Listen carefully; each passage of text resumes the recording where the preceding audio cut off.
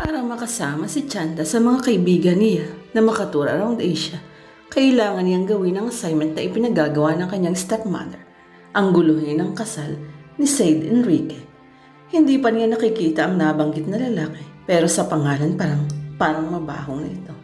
Ngunit hindi na importante kung ano ang itsura nito. Ang mahalaga ay mapaibig niya ito. Dapat sa una nilang pagkikita ay nakadress siya, bagong ligo at humahalimuyak sa bango. Maganda ang ngiti at napaka-sweet ng boses. Tingnan lang niya kung hindi ito maakit sa kanya. Malas lang niya dahil kung kailan siya bad trip at pagod ay noon pa may gwapong lalaking dumating at nagpakilalang Said Enrique. Kung ano-anong pagtatry pa naman ang nasabi niya, kailangan na yata niyang magpaalam sa pinaka-aasam-asam ni siyang Asian tour. Isang lumang beetle ang huminto sa highway na papasok sa bayan ng Sarkanlaw at isang babaeng mukhang pixie ang bumaba mula sa kotse. Hanggang bewang ang mahabang buhok ng babae, maliit ang ulo, upturned ang ilong at napakaganda ng bilog na mga mata. Itinapon sa kanya ng evil stepmother niyang si Cosette ang malaking maletang kulay kaki at isang supot ng pastillas na nabili nila sa daan. Chanda, makinig ka. Umpisa ng stepmom niya na nasa manibela. 2 pulgada ang taas ng kilay nito mula sa mata. Huwag kang magsuplada doon ha. Walang magkakagusto sa'yo kapag suplada ka. Umismid si Chanda. You gave me what I want and I'll give you what you want. Seryosong patuloy ni Cosette. At ang gusto nito ay sirain niya ang kasal ng anak ni Ismael Enrique, ang dati nitong nobyo at may-ari ng Rancho Enrique. Dumating si Cosette sa bayan ng Sarkanlaw bilang fiancé ni Ismael. Lamang, na-dispatcha ito dahil kinailangang pakasalan ni Ismael si Lila, ang anak ng gobernador, kung ayaw nitong mailit ng bangko ang rancho. Walang nagawa si Cosette kundi lumayo. Bumalik ito sa Maynila, sa Pasig kung saan ito nanggaling. Last month narinig ng stepmom sa isang dating kaibigang taga Sarkanlaw na nakasalubong sa mall na ikakasal na raw nag-iisang anak na lalaki na Ismael at Lila na si Said Enrique na anak ni Ramon at Constancia Valenzuela. Sa araw-araw na pagbubunga nga ni Cosette, kilala na niya kung sino si Atty. Ramon at ang asawa nitong si Constancia. Ang mag-asawa umano ang pumalit kay Ismael noon na gawing priority ng lalaki ang rancho. At dahil si Cosette ang nag-alaga sa kanya na anak ng dati nitong kalibin, parang utang na loob niya ngayon na ipaghiganti ang nanay-nanayan. Naging live-in partner ito ng tatay niyang pulis. Ayon kay Cosette, 4 na buwan din tumagal ang pagsasama ng mga ito hanggang sa mamatay sa bangungot ang tatay niya isang umaga. 5 taong gulang lamang siya noon at sa istorya ni Cosette, wala nang susuplada pa sa kanya noong maliit pa siyang bata. Dahil walang kamag-anak na magandang loob na magkusa, inako muna nito ang pagpapalaki sa kanya. Isa raw siyang malaking sakit ng ulo. At heto nga, at emisaryo siya nito sa bayan ng Sarkanlaw para maghiganti sa mga taong nanakit umano rito. Para raw magkaroon ng silbi sa wakas ang pagpapalaki nito sa kanya at naging napakagastos. In fairness sa stepmom niya, pinag-aral siya nito sa isang prestihiyosong universidad. Kahit daw kaartehan lang ang kurso niyang music, may parlor at restaurant na hawak si Cosette. Marunong ito sa pera, sa negosyo at sa buhay. At kahit paano ay mabait ito sa kanya. Upang subukin ang kabaitan nito, pagka-graduate niya noong April ay Asian tour ang hiningi niyang regalo with matching pocket money. Ang siste, kung gusto raw niya ng around to Asia, magpagod daw siya tulad ng papapagod nito para mabuhay sila. At higit sa lahat, sirain daw niya ang kasal ni Said Enrique na anak ng dati nitong nobyo. Sa bahay lang ako ng Lola Candy. Kung may kailangan ka, tawagan mo lang ako. Siyaw, bili ng stepmom. At iniatrasan nito ang kotseng hiram nila sa matanda. And don't tell anybody that you know me, pahabol nitong bilin. Pabalik na ito sa bayan ng Salmorin kung saan naroon ang bahay ni Lola Candy. 30 minutos iyon bago ang bayan ng Sarkanlaw. Nakaismid pa rin na sinundan ni Chanda ng tingin ng kotse na humarurot palayo sa simentadong highway na pinapagitna ng walang hanggang damuhang punong-puno ng mga nakapastol na baka. Mataas ang araw, 3:00 ng hapon. Mabutit may suot siyang burihat para maitago ang bad trip niyang mukha. Sa lahat naman ang pwedeng ipagawa sa kanya ng inaanahan ang manira pa ng kasal. Goodness, it's an out-of-the-world challenge. Hindi niya talaga carry at hindi pa madigest ng kanyang utak. Ang totoo ay hindi niya alam na may dati pala itong fiance na ranchero pa. Sa sobrang palengkera nito, parang imposibleng may magkagusto rito sa isang ranchero.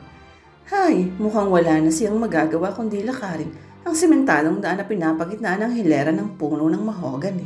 Dito raw ang daan papasok ng Saracanlaw, ang bayan na minsang naging malupit kay Cosette. Hindi na raw siya maihahati doon ng kanyang stepmommy dahil ayaw nitong makita ito ng mga tao. Mas malaki raw ang tsansa niyang sirain ng kasal kung hindi alam ng mga tao na anak-anakan siya ni Cosette Alvida. Ay, dapat talaga niyang masira ang kasal ni Sade dahil sa August na ang tour nila ng barkada. 4 na buwan na lang ang natitira sa kanya. Ano kaya ang hitsura ni Sade na yun? Tunog pa lang ng pangalan, mabaho na. Well, hindi na importante iyon dahil ang mahalaga sa kanya ay ang makasama sa mga kaibigan na lumibot sa Asia. Kaya dapat magtagumpay siya sa misyon niya. Dapat bongga ang unang pagkikita nila ng lalaki. Dapat nakadress siya, bagong ligo at lumilipad sa hangin ang may sabulaklak na bango.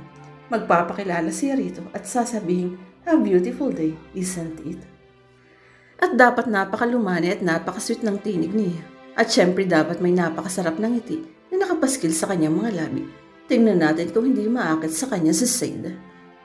Supposedly, sa Miyerkules pa ang dating ng 29 anyos na si Sade.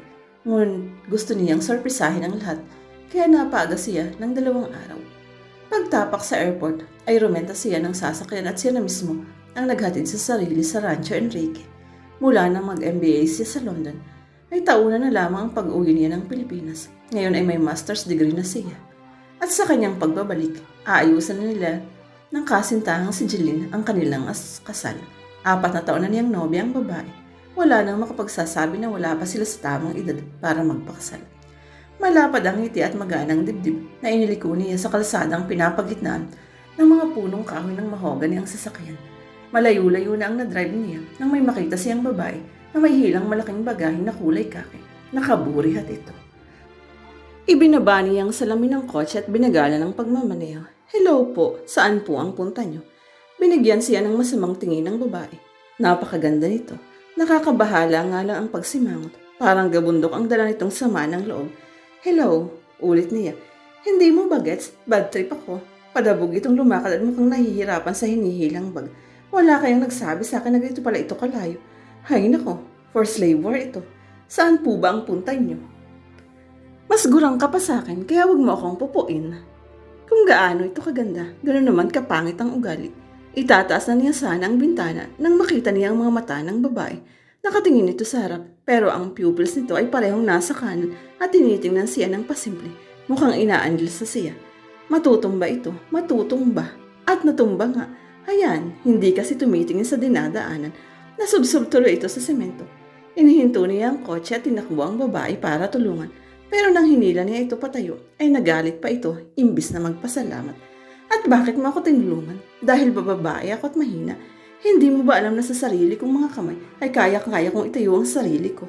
Kung hindi ko kayang tumayong mag-isa, edi sana ipinaputol ko na lang ang mga kamay ko." Natulo si Sade sa kinatatayuan. Sa totoo lang takot siya sa matataray at mukhang reyna ng taray ang kaharap. Walang 1 minuto at natapos nito ang litanya. Accomplishment iyon para sa kanya dahil kahit kailan ay hindi na iyon kakayanin sa bagal at lumanay niyang magsalita. "Pasensya na po. Pinalaki po kasi ako ng magulang ko na matulungin." Lumiit ang mga mata ng babae. At ako, tinuruan na huwag magkapaka-plastic. At muli nitong hinilang bagaheng dala. Bumalik siya sa sasakyan. Gusto niya sanang idiretso ng kotse, pero nagdadalawang isip siya dahil sigurado siyang nangangailangan talaga ng tulong ang babae. Nahihiyayang siguro magsabi, "Ako nga pala si Sade Enrique. Ikaw, ano ang pangalan mo?" Napatigil ang babae. Napatingin ito sa kanya na parang gumuho ang mundo at pagkatapos ay napatingin uli sa daan at lumakad ng mabilis. "May problema po ba?" Alalay pa rin ang pagmamaneho niya. Hindi ito sumagot. Minisang nito ang paglalakad hanggang narating na nila ang bukal ng poblasyon kung saan nagdidikitan na ang mga bahay. "Hay manang diding," bati niya sa matandang babaeng nagdidilig ng hardin sa gilid ng kalsada. "Sade, kumusta?" Tinawag nito ang mga anak na babae para sabihing dumating na siya. Nagtakbuhan naman ang mga bata para kumaway sa kanya. "Sade, napaaga ka," sigaw ng kapitbahay ni Manang Diding na si Manang Diday. At ang iba pang mga nakatambay ay lumapit sa kotse para kumustahin siya. Naabala siya sa pakikipag-usap sa mga tao, kaya nawala sa kanyang paningin ang supladang babae. Bakit kaya naligaw iyon sa bayan nila? Parang may mahika talaga ang mukha at napakagandang tingnan ng napakahabang buhok.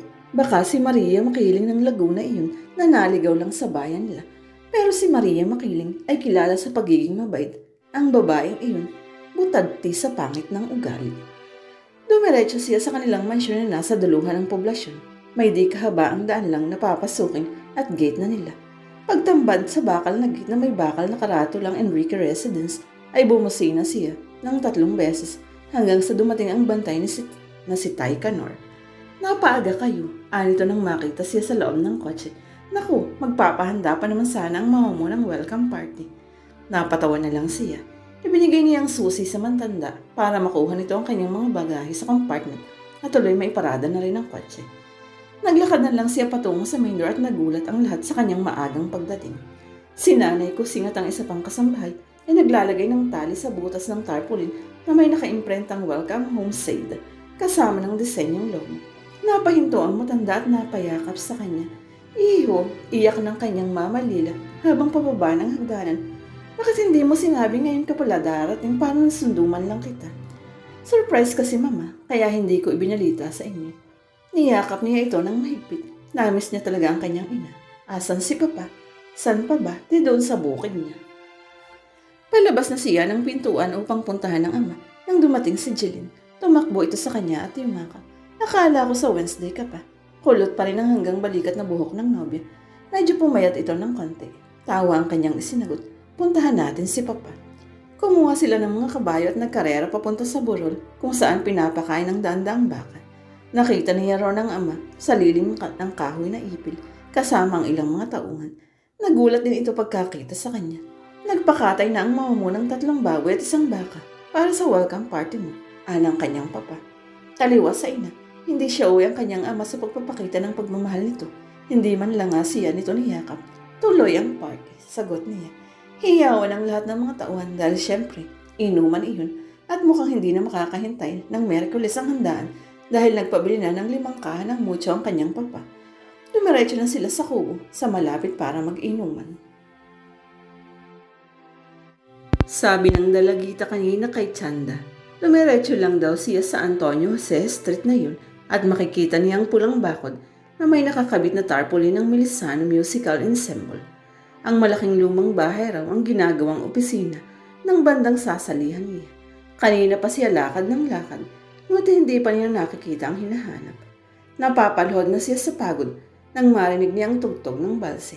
Nakalain ba niyang malapit na sa kasukalan at wala kahit tricycle na dumadaan sa lugar na iyon?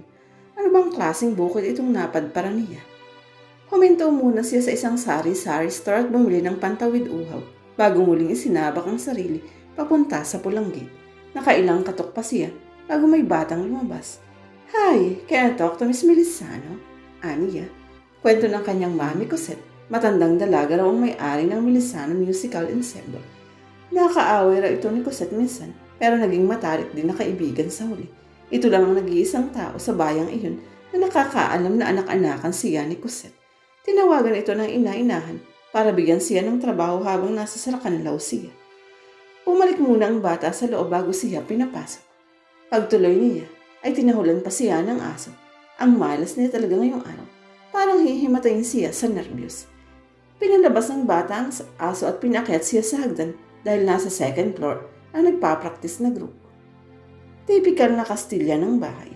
Ang mga bintana ay gawa sa kapis, ang ikalawang palapag, at ang hagdan ay sa kahoy habang ang unang palapag ay sa bato at ang sahig ay sa ladrilyo. Napakaaliwala sa ikalawang palapag dahil halos puro bintana ang dingding at mukhang tinibag ang mga kwarto dahil libreng kwadrado ng buong silid.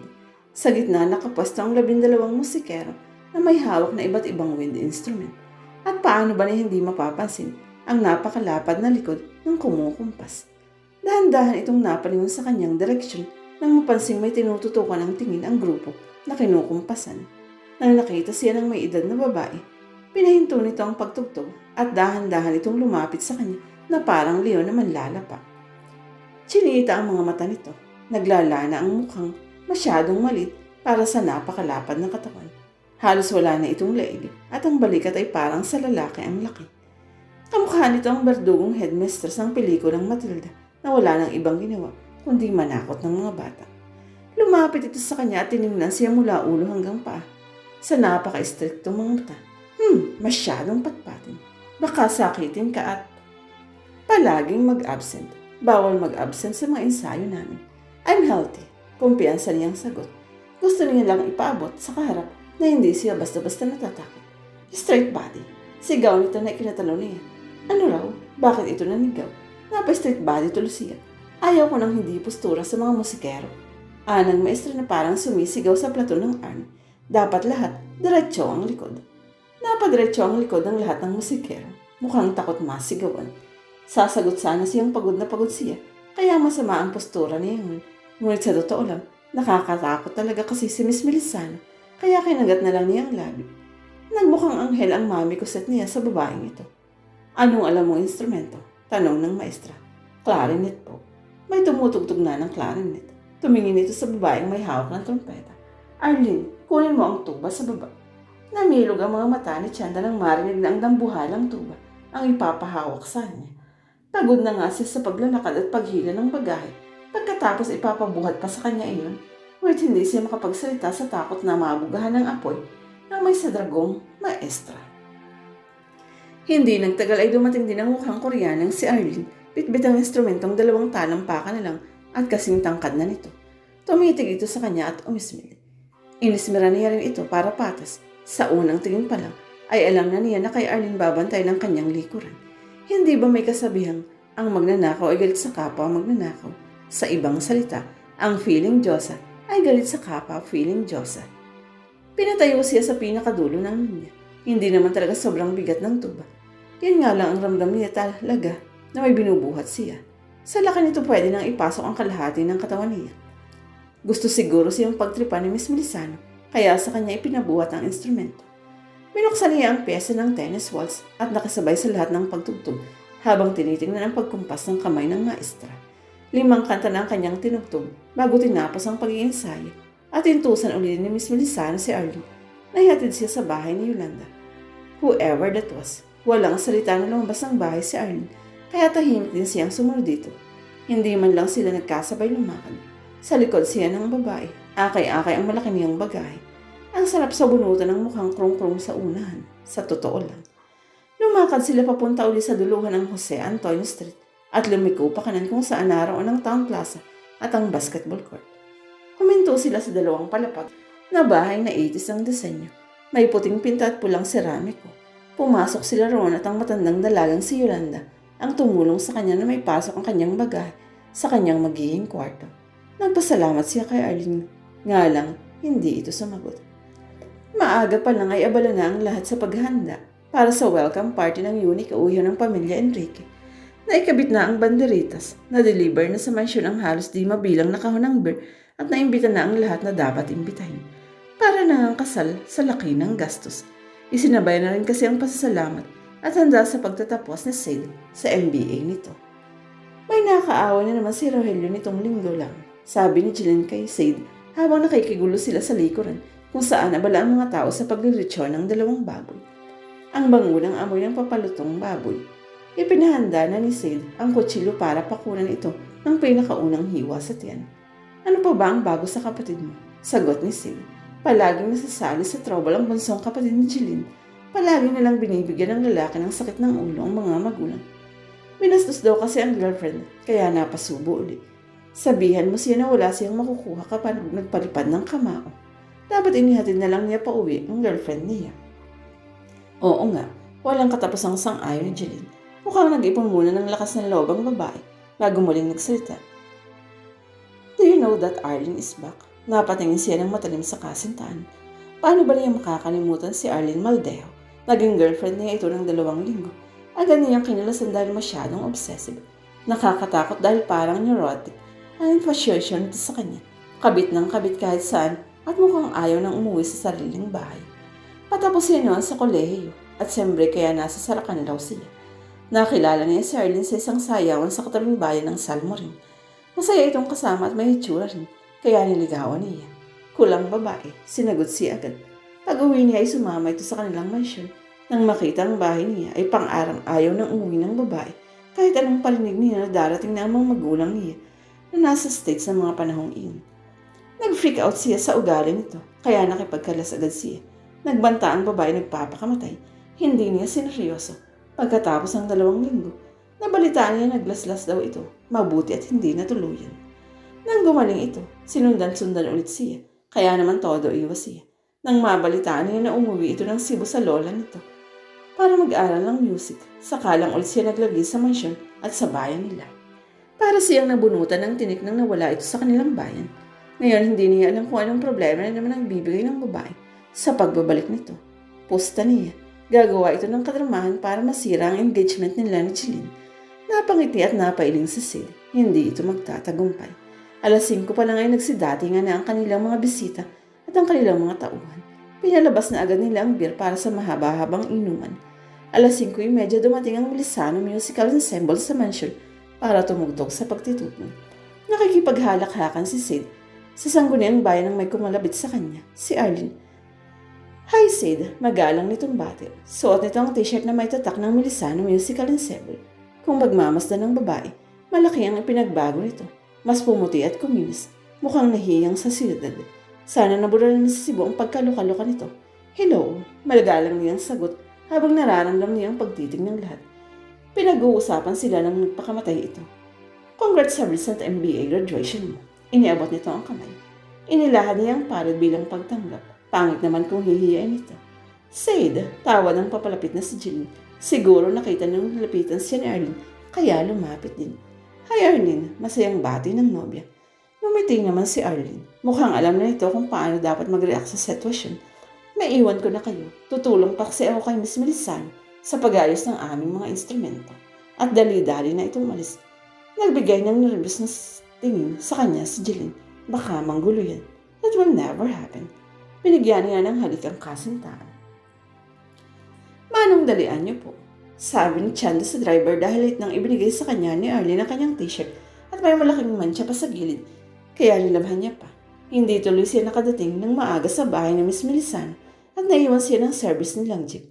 Sumakay na lang siya sa tricycle kasama si Totoy, ang batang nagbukas sa kanya ng gate. Pumasok pa sila sa isang kalsada sa gitna ng palayan bago sila huminto sa isang bukas na tarangkahan kung saan napakaraming tao nag-uumpukan.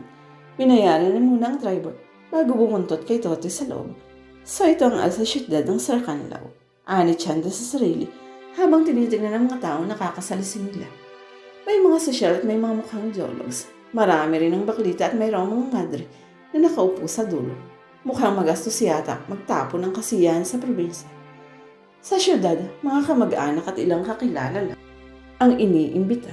Dito mukhang buong bayan ang dumadalo kahit pa siguro hindi bigyan ng imbitasyon.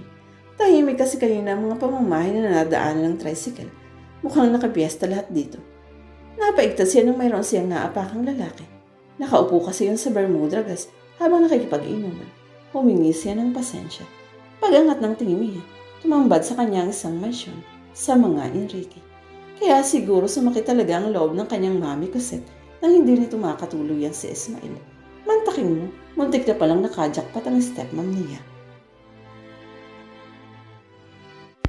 Inilibot niya ang mga mata para hanapin ang pakay. In fairness, may karisma talaga ang lalaking nagpakilala sa kanya na Said Enrique.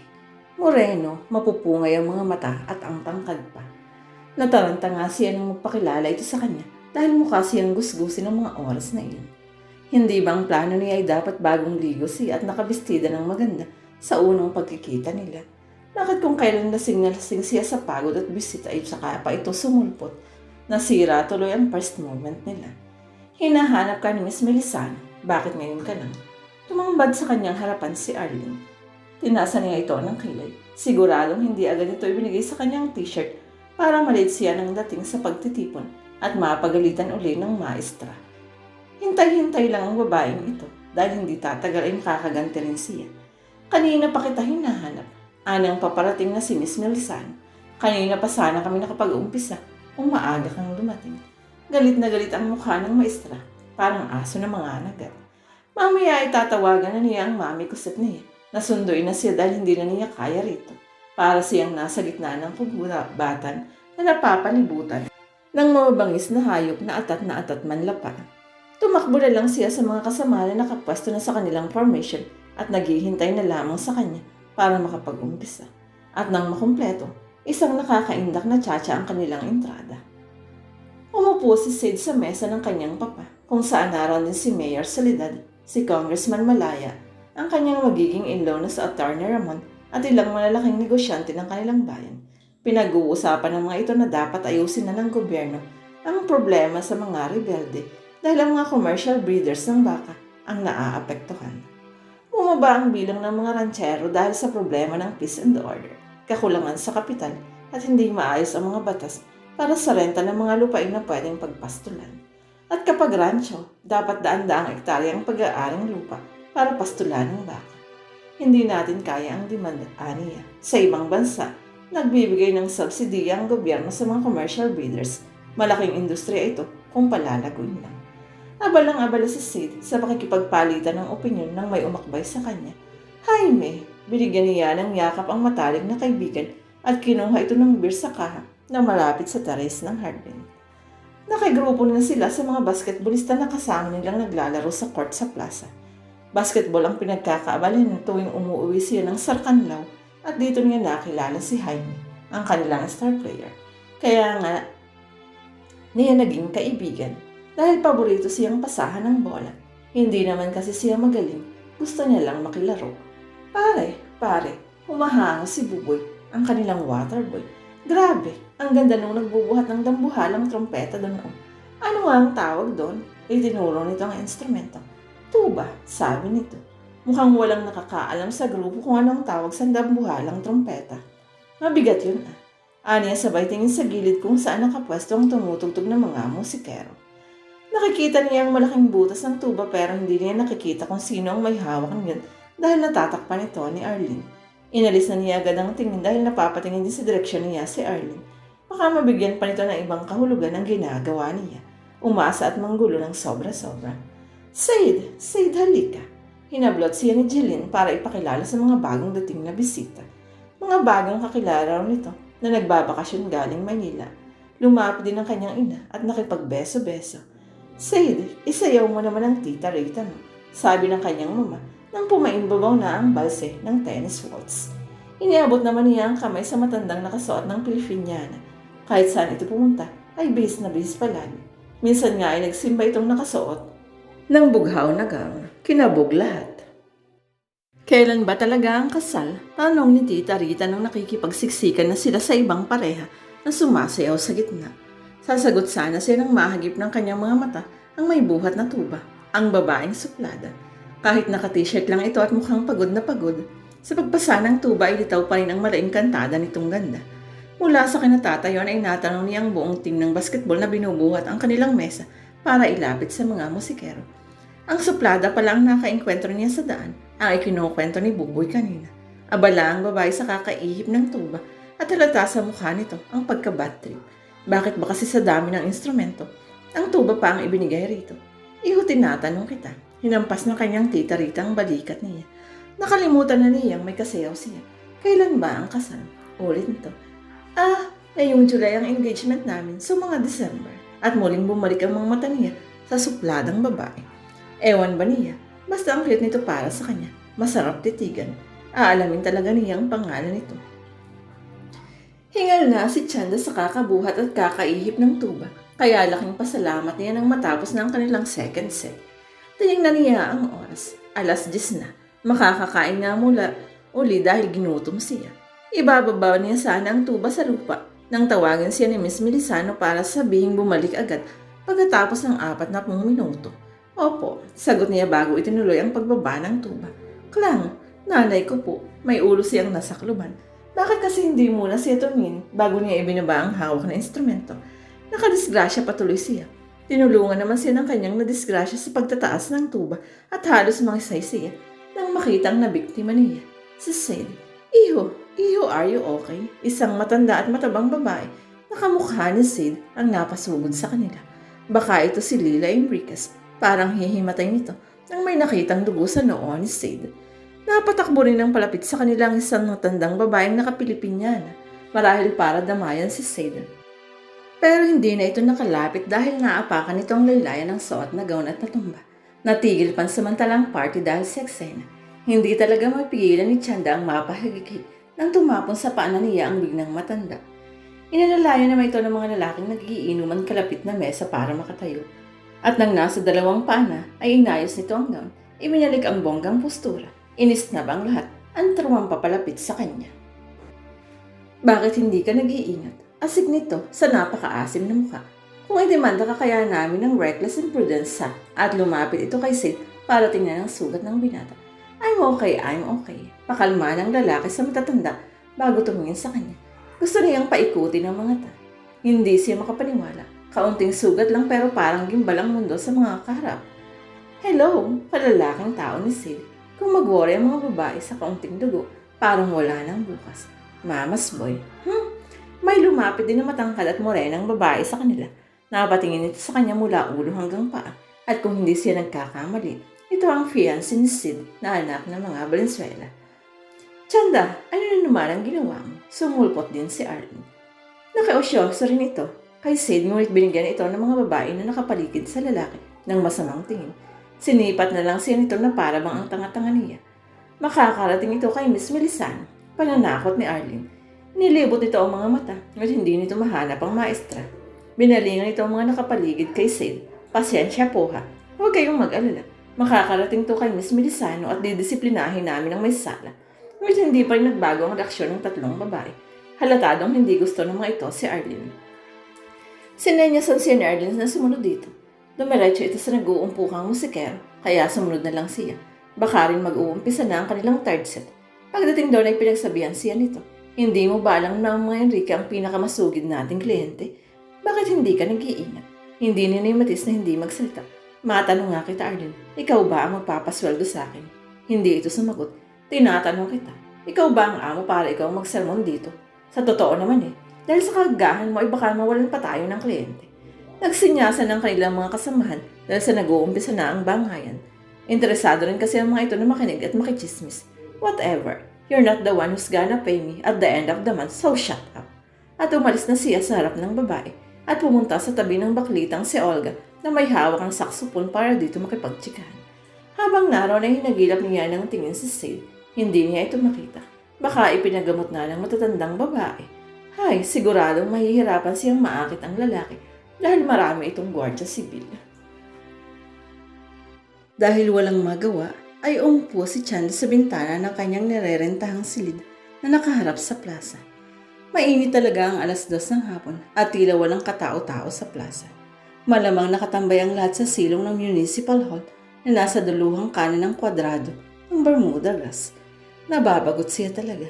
Walang cable ang TV sa baba at hindi siya mahilig magbasa ng libro. May laptop siya, kaso masyadong mabagal ang internet mula sa kanyang cellphone. Wala silang practice ngayong linggo, kaya sa silid niya siya nagbababad. Hindi pa rin kasi niya alam ang mga galaan dito dahil pinainsayo siya ng husto ni Miss Melisano para makahabol sa grupo. Mabuti na lang at dumating si Olga paglipas ng 10 minuto at nakipagtsikahan sa kanya. Napag-alaman niyang ayaw rin pala ng baklita kay Arlene. Hindi lang ito nagsasabi kapag nasa malapit ang ibang musikero dahil baka may magsumbong at lumala ang gulo. Nagpakamatay dati yan dahil hiniwalayan ni Sid Enrique. What? Muntik na siyang mahulog sa bintana sa narinig. Ngayon niya naintindihan kung bakit ayaw kay Arlene ang kampo ni Sid. May nakakaloka pala itong ginawa. Hindi niya akalain kaya itong magpakamatay dahil lang sa isang lalaki. Girl, paano kasi ang gwapo talaga ni Sid? Crush ko nga Umiigpat-igpat pa talaga ang mga mata ni Olga sa kilig. Oo na, payag niya. Hindi pa siya aminado kung may gusto siya lalaki o wala. Basta gwapo ito. Minsan naglalaro yan ng basketball dyan sa court sa tapat. Itinuro ni Olga ang gym na nasa kaliwang dulo ng plaza. Gusto mo tingnan natin siya mamaya. I know a place, girl. Bonggang place. Pangungumbinsin ito. Sure, binibigyan niyang malditang ngiti ang bakla. Marami pang ichinika si Olga tungkol kay Sid. 4 na taon na raw nitong kasintahan si Jilin at tama ang hula nita. Ito nga ang morenang babae na lumapit sa kanila nang nabag sa kaniya ng tubang lalaki.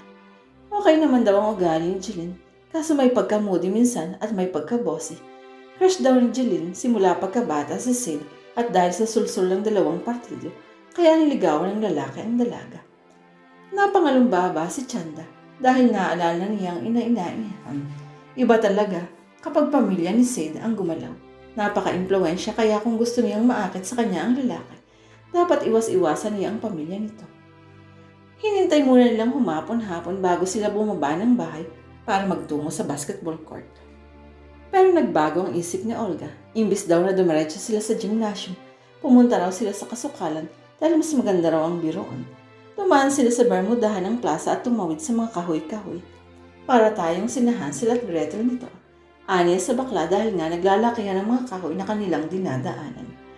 Mabuti na lang at nakapantalon siya dahil mukhang matatalim ang dahon ng matataas na damo. Pero di nagtagal ay narating din nila ang ruins ng Gothic Church na iginuho ng lindol noong 1800. Tinutubuan na ng kung anong damo at lumot ang nalalabing dingding na nakatayo at ang toray ng batingaw ay nakahiga na sa lupa. Pumasok sila sa loob at umakyat si Olga sa maliit na hagdan na nakadikit sa dingding na nakaharap sa basketball court. Ito siguro ang hagdan pataas kung saan nakapwesto ang court tulad ng isang katedral. "Girl," tawag niya kay Olga. "Bakit hindi na lang tayo maupo sa bleacher sa loob ng gym para komportable? Baka mahulog pa tayo din." "No," tanggi ng baklita. "Dito ang pinakamagandang view, I swear." Umakyat din siya sa hagdan at lumapit sa malaking beam na kinatatayuan ni Olga. Medyo nalula siya sa liit ng pwesto nila. May isang talampakan lang naman ang harang sa harap at kung madulas, hulog ka. "Girl, maghintay-hintay ka lang at may makikita tayong napakagandang view." Umiikpat na naman ang mga mata ni Olga. Nang bata-bata pa si Sid, pangarap niyang maging PBA player. Matangkad siya kaso kinulang siya sa talento. Magaling din siya sa bayan ng Sarkanlaw. Varsity player siya sa basketball noong elementary at high school sa international school na pinasukan sa Maynila. Nag-tryout siya na maglaro para sa pinasahang universidad ngunit hindi pinalad. Well, may mga bagay talagang hindi para sa kanya kaya mag-alaga na lang siya ng baka. Nang matapos mapabakunahan ang 50 bisiro, ay nangabayo si Sid pa uwi sa mansyon. Naligo siya, nag-jersey at nag-motorbike papunta sa gym. Siguradong nandun na ang kanyang mga kaibigan na nagbabasketball. Ang mga Pinoy mahilig talaga sa basketball. Pansin niya tuwing FIFA World Cup, Pilipinas lang yata ang hindi nababaliw sa catchy-cheer. Sa London mula sa mga dugong bughaw, mga professionals, mga nagwawalis ng kalsada, at kahit expat, may kani-kaniyang paboritong team. Pati nga siya, nag-cheer para sa Argentina. Masigla na ang laro nang dumating siya sa basketball court. Ang maganda sa pagiging ranchero, palagi kang pinapasali dahil ikaw ang sumasagot ng uniform at tagabili ng merienda. At tulad ng dati, sa team siya, ni Jaime sumali para palaging panalo. Nakashoot siya ng 3 at nakafall ng 1 nang makaramdam ng pagjinggil. Nag-time out muna siya at pumunta sa gumuhong simbahan. Napatutok ang mga mata niya sa lupa dahil basa. Kawawa naman ang rubber shoes niya kapag tumapak siya sa putikan. Nang makarating sa simbahan ay ibinaba niya ang harapan ng shirt. Patalikod na siya nang may marinig siyang nakakagimbal ng sigaw. In a split second ay may katawan siyang nakitang papahulog. Humabol siya para sambutin ito. Bagsak silang dalawa sa putik. Pagkatapos ng pagkabigla, iniliw niyang bahagyang lupasay na babae mula sa kanyang dibdib. Ang babaeng suplada. Ano ang ginagawa nito rito? "Oh my God, girl, so sorry." Tili ni Olga mula sa taas. Nagtagis ang bagang Sid. Totoo pala ang chismis na binubusohan sila ng mga bakla rito sa sirang simbahan. Pero mamaya nang galit. Kailangan muna niyang madala sa ospital ang babae. Mukhang nawalan ito ng mali. Sa taas ba naman ang kinahulugan nito? Mabuti at nasalo niya. Siguro dahil sa nervyos kaya hinimatay. Lumapit sa kanya si Olga at binigyan niya ito ng magbabantang tingin bago binuhat ang babae patungo sa gymnasium. Amoy isopropyl alcohol ang lugar at nananakit ang katawan ni Chanda. Nasaan siya? Ilang segundo pa ang dumaan bago niya naalala na nadulas siya sa kinatatayuan kanina at lumipat sa hangin. Gagang Olga, hindi man lang siya hinablot. Ayaw niyang imulat ang mga mata dahil sa matinding kahihiyan. Nag-uumpisa na nga siyang manalangin na kunin na siya nigad dahil hindi niya kayang humarap sa mga tao dahil sa nangyari. Pero hindi pwede. Gusto niya pang mag-tour around Asia. Gusto niyang makapagpa-picture sa Merlion sa Singapore, pumunta sa Hong Kong at mag-shopping sa Mongkok. Makita ang mga Portuguese-inspired na mga gusali sa Macau. Sumakay sa river taxi o bangka sa Mekong, Thailand, papunta sa isang latian sa village. At higit sa lahat, gusto niyang makita ang Borobudur sa Indonesia. Kailangan niya pang imulat ang mga mata at saktong pagmulat niya ay may mga matang nakatitig sa kanya. Kay Sid, muli siyang napapikit. Goodbye, Borobudur. Ayaw na niyang magising pa. Wala bang masakit sa iyo? Malambing at magalang na tatanong ni Sid. Hindi siya sumagot. Bakit ba palagi na lang siyang minamalas? Palagi lang napapaso ang pagkikita nila. Magpapa-x-ray tayo pagkatapos para malaman kung may bali ka. Patuloy ng lalaki. Tinalikuran na ito. Masakit ang katawan niya pero mukhang nagagalaw naman niya ng maayos ang lahat. Ano ba ang gusto mong kainin? Nagpabili na ako ng spaghetti kay Olga kasi yun daw ang gusto mo. Ano kaya ang impresyon ng lalaking yun sa kanya? Nahuli sila itong kasama nang nambubosong si Olga. Walang kwentang baklita. Dinala siya sa paboritong kuta ng mga bakla para makabos ang mga naglalaro ng basketball. Hindi nagtagal ay dumating nga si Olga at tinanong nito si Sid kung nagising na siya. Sumagot ng oo ang lalaki. Girl, anang baklita kinalabit siya. Spaghetti. Hindi siya sumagot. Sus nahiya pa. Patuloy ni Olga. Wala yun kay Sid. Ang merienda ba ang pambuboso ang tinutukoy nito? Siguro kailangan na niyang harapin ang dalawa. Binuksan niya ang mga mata at humarap sa mga ito. Tahimik na nakatingin si Sid sa kanya habang si Olga ay kumakain na ng spaghetti. Nakaramdam siya ng gutom kaya napalagay ang kamay sa tiyan. Nabasa ni Sid ang kilos at inabutan siya ito ng styro na may lamang spaghetti. Niratrat siya ni Olga nang hindi niya tinanggap. Nahalata ko, Day, na maarte ka. Tumaas talaga ang kilay ng baklita. Dahil ay talaga na hindi niya tanggapin ang pagkain gayong gutom na gutom siya. Kinuha niya yun sa kamay ni Sid at sabay silang tatlo na kumain. Wala bang masakit sa'yo, Chanda? Tanong uli ni Miss Sid. Hindi niya akalain na masarap palang pakinggan ang pangalan niya kapag si Sid ang bumikas. Maganda kasi ang boses ng lalaki. Malumanay, malambing ngunit lalaki pa rin. Medyo masakit ang katawan ko, pero parang wala namang balik. Sagot niya. Bongga, bunghalit ni Olga. Hindi nabalian ng lola kahit ang taas ang nahulugan. Napangilis lang dalawa ni Sid. Mabuti nga at nasalo ako kung hindi siguradong tigok, aniya. Gabi na at kinabukasan raw ulit ang x-ray services ng hospital. At dahil tiyak niyang okay lang siya, pinadagan siyang umuwi ng doktor. Nagpresenta si Sid na bayaran ang bill.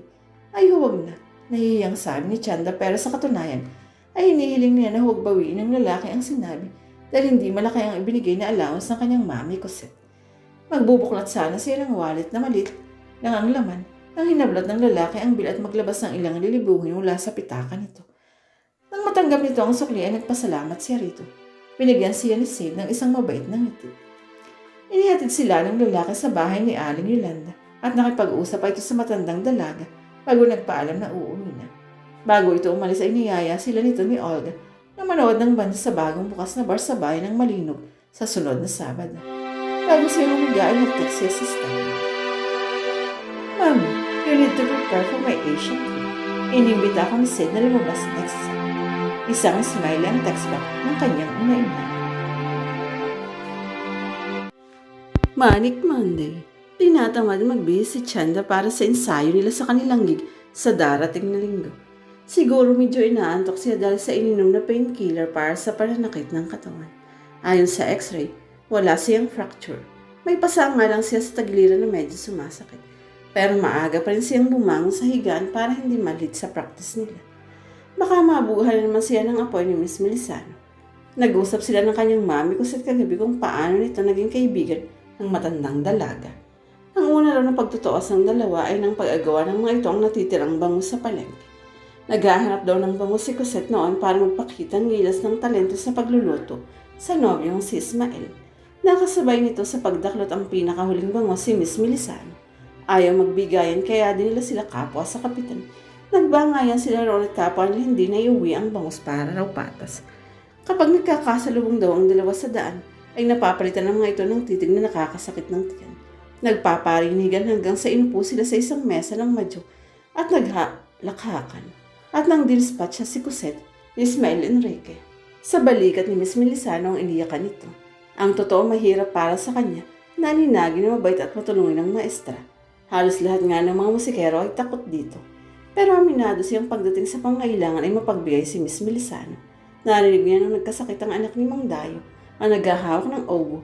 Agad itong pinautang ni Miss Melisano. Komisyon kasi ang kita ng mga musikero.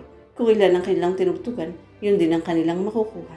Sa Sabado ay may tutugtugan tayong patay. Sigaw ng maestra habang papakyat ito ng hagdan. Agad silang nagtakbuhan sa kanilang pwesto para hindi na makita ng maestra ang pakikipaghuntahan. Nakakabangga patuloy niya si Arlene at nagbigayan sila ng masamang tingin. Malaki talaga ang problema ni Arlene. Malaki ang inggit sa katawan. Kumumpas ang maestra at inumpisahan lang tutungin Chapin March. Sa totoo lang ha, ayaw niya mag-march sa patay dahil ang init lumakad sa ilalim ng araw at nakakawala ng poise. Pero may pagpipilian ba siya? Makasinghalan siya ni Miss Melisano kapag nag-absent siya. Nag-ensayo pa sila ng 2 pang marcha bago nagsabi ang maestra na maaga ang tapos ng ensayo nila ngayon dahil may pupuntahan pa ito. Nag-high five naman sila ni Olga dahil makakagala sila. Nagre-retouch siya sa blush on na magpahangin si Arlene.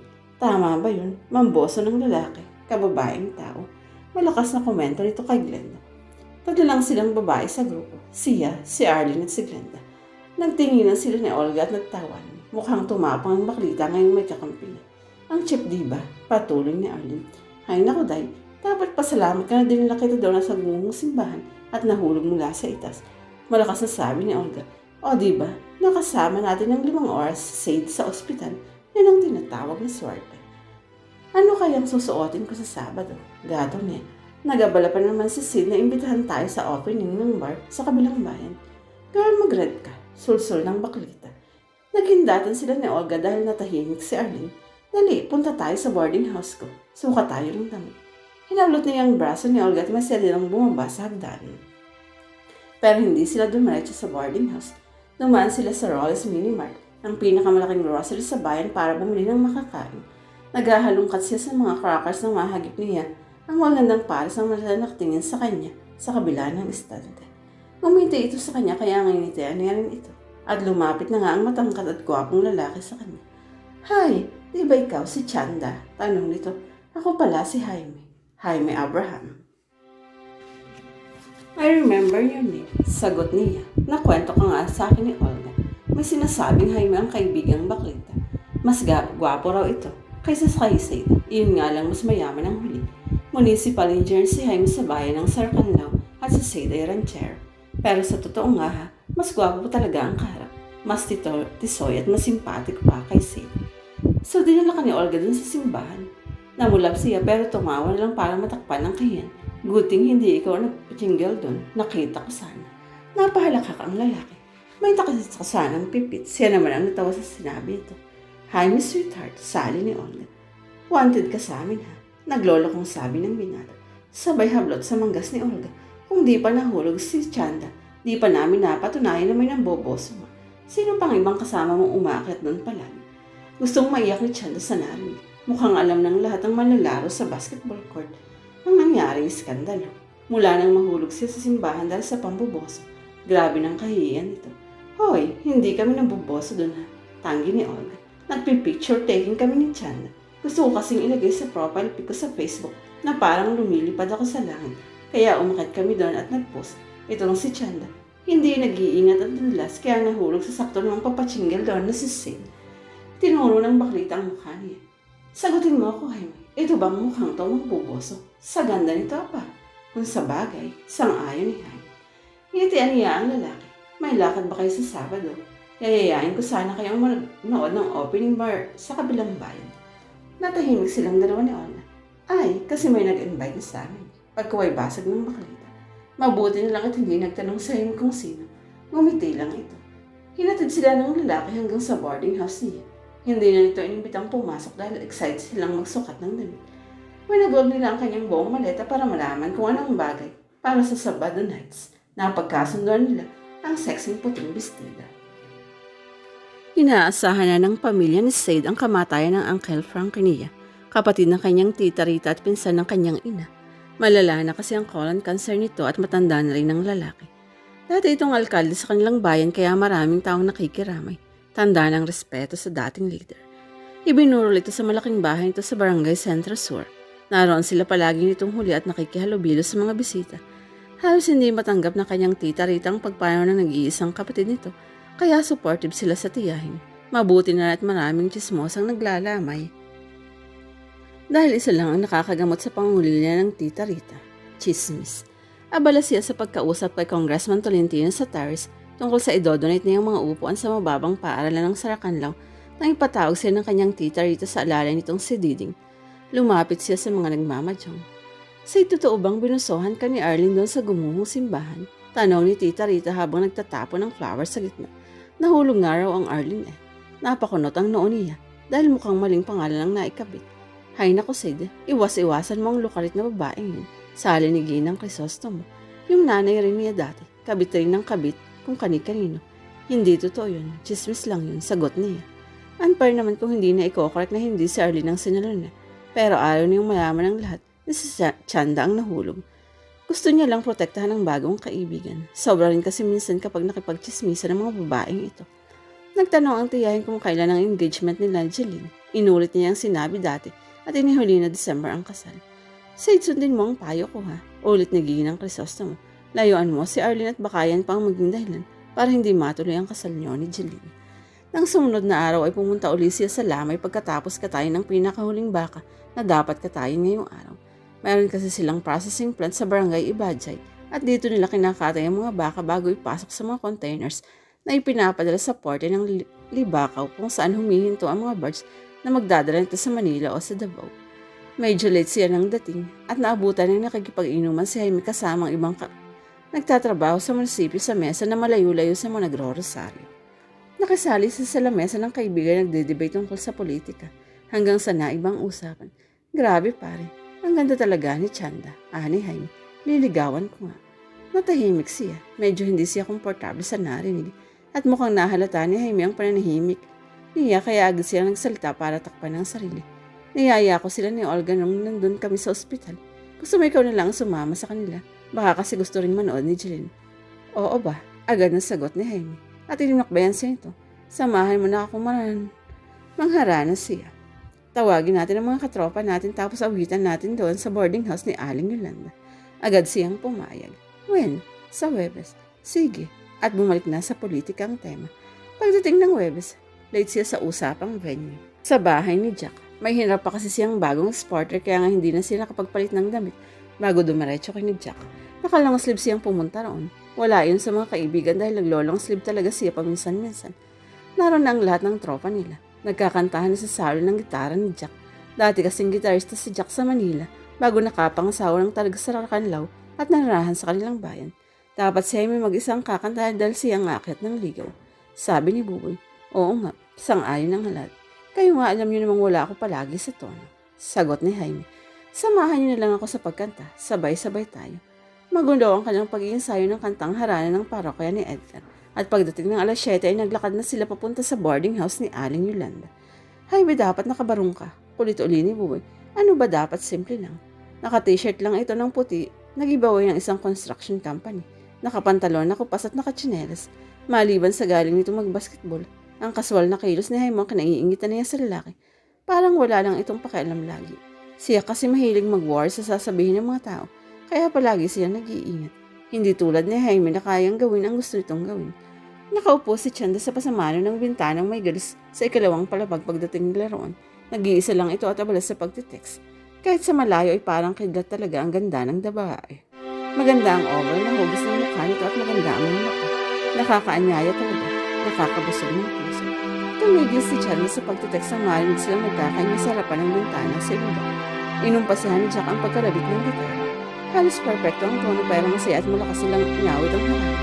Naglabasan ng mga ibang tao na buhat sa kanilang mga bahay dahil madalang na rin naghaharap. Nawawala na sa uso kaya nakakapanibago. Langko ang mukha na nakinig si Chanda sa kanilang mga inawit. Nakalimang awit din sila hanggang sa napatingin sa pagkanta. Lumabot kasi sa bintana si Aling Yolanda. Nag-usap ito at si Chanda. May inabot na rosas ang matandang dalaga at humarap sa kanila ni si Chanda. Ilang minuto bago ito nagsalita, sa klaro at malakas na boses. Salamat sa'yo at inuhulog ito ang rosas sa kanya. Parang tumigil. Nangilog ang mga mata na kanyang ito at hindi nakapagsalita si Jaime. Ang mga nakita siya sa umarang.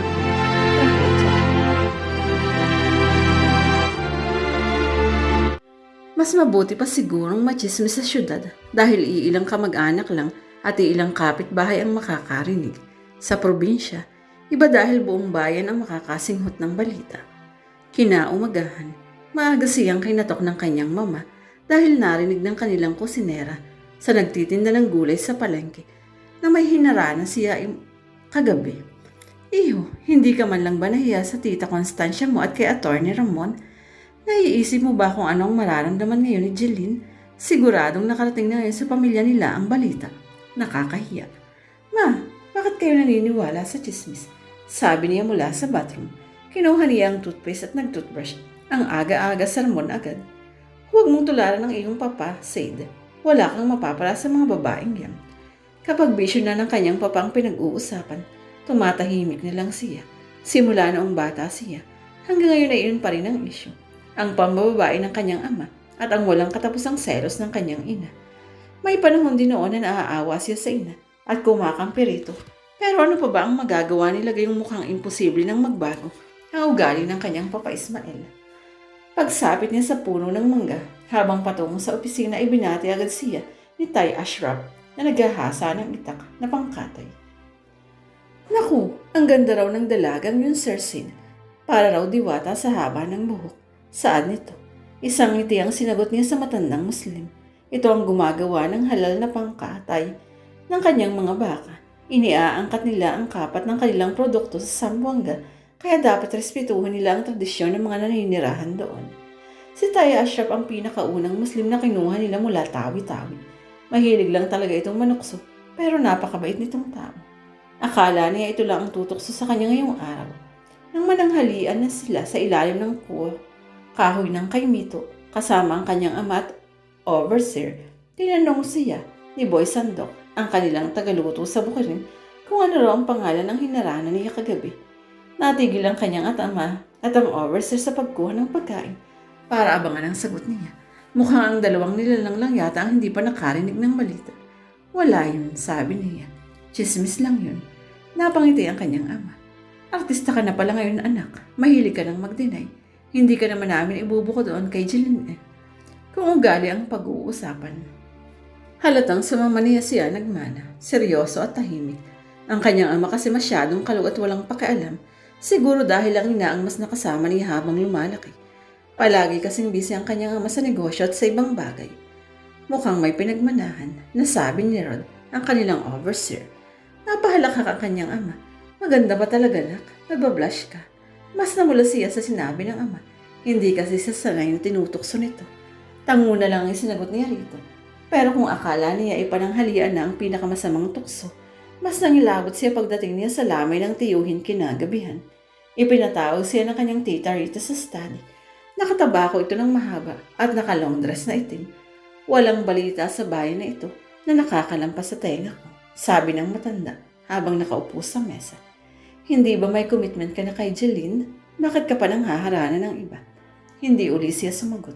Pareho kasi ang ugali ng kanyang tita Rita at ng kanyang mama. Kahit anong paliwanag niya, ay hindi pa rin ito maniniwala. Mukhang wala kasing tiwala ang dalawa sa mga kalalakihan. Mahal ko si Jeline, patuloy ng tita Rita. Sa susunod na marinig ko na niloloko mo siya, makakatikim ka ng palo sa akin. I swear to you, Sid, marinig ko lang uli na umakyat ka ng ligaw doon sa boarding house ni Yolanda. Papaluin kita. Tumango siya sa matanda at nagpaalam na lalabas na. Hinanap niya ang anino Jeline. Wala ito sa lamay. Mabuti na rin dahil siguradong bubungaan din siya nito. Pero siguradong makikita niya ang kasintahan sa libing. Siguradong dadalo ito kasama ang pamilya. Bahala na bukas. Nang sumunod na araw ay nasa bahay na siya ng kanyang tita Rita 8:00 pa lang ng umaga. 10:00 ang libing. Baka lang may kailangan ng tiyahin. Wala itong ibang pamilya bukod sa kanila. Kaya palagi nilang inaalalayan. Pagdating sa mansyon nito ay marami-rami na rin ang tao. Ilang leaders ng kanyang Uncle Frankie, noong alkalde pa ito. Bandang 9:00 dumating ang pamilya ni Jeline. Dumiretso si Atty. Ramon sa tumpok na kinabibilangan ng kapitan na nasa tolda. Pumasok naman sa bahay si Jeline at ang ina nito. Hindi siya pinansin ng mga ito. Masama ang mukha na tumingin sa kanya ang nobya. Pero kahit gano'n ay binati niya ang mag-ina ng good morning. Hindi sumagot ang mga ito. Ang kanyang tita Rita ay lumapit sa dalawa at nagbigay rin sa kanya ng masamang tingin. Sige magkampihan ang mga ito kahit wala siyang ginawang kasalanan. Lumabas siya sa terrace para magpahangin at mag-alis ng sama ng loob. Saktong paglabas niya, ay dumating din ang Melisana Musical Ensemble.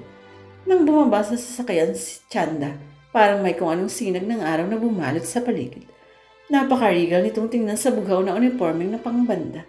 Ngayon nga lang niya napansin na maganda pala ang hubog ng likod ni Chanda.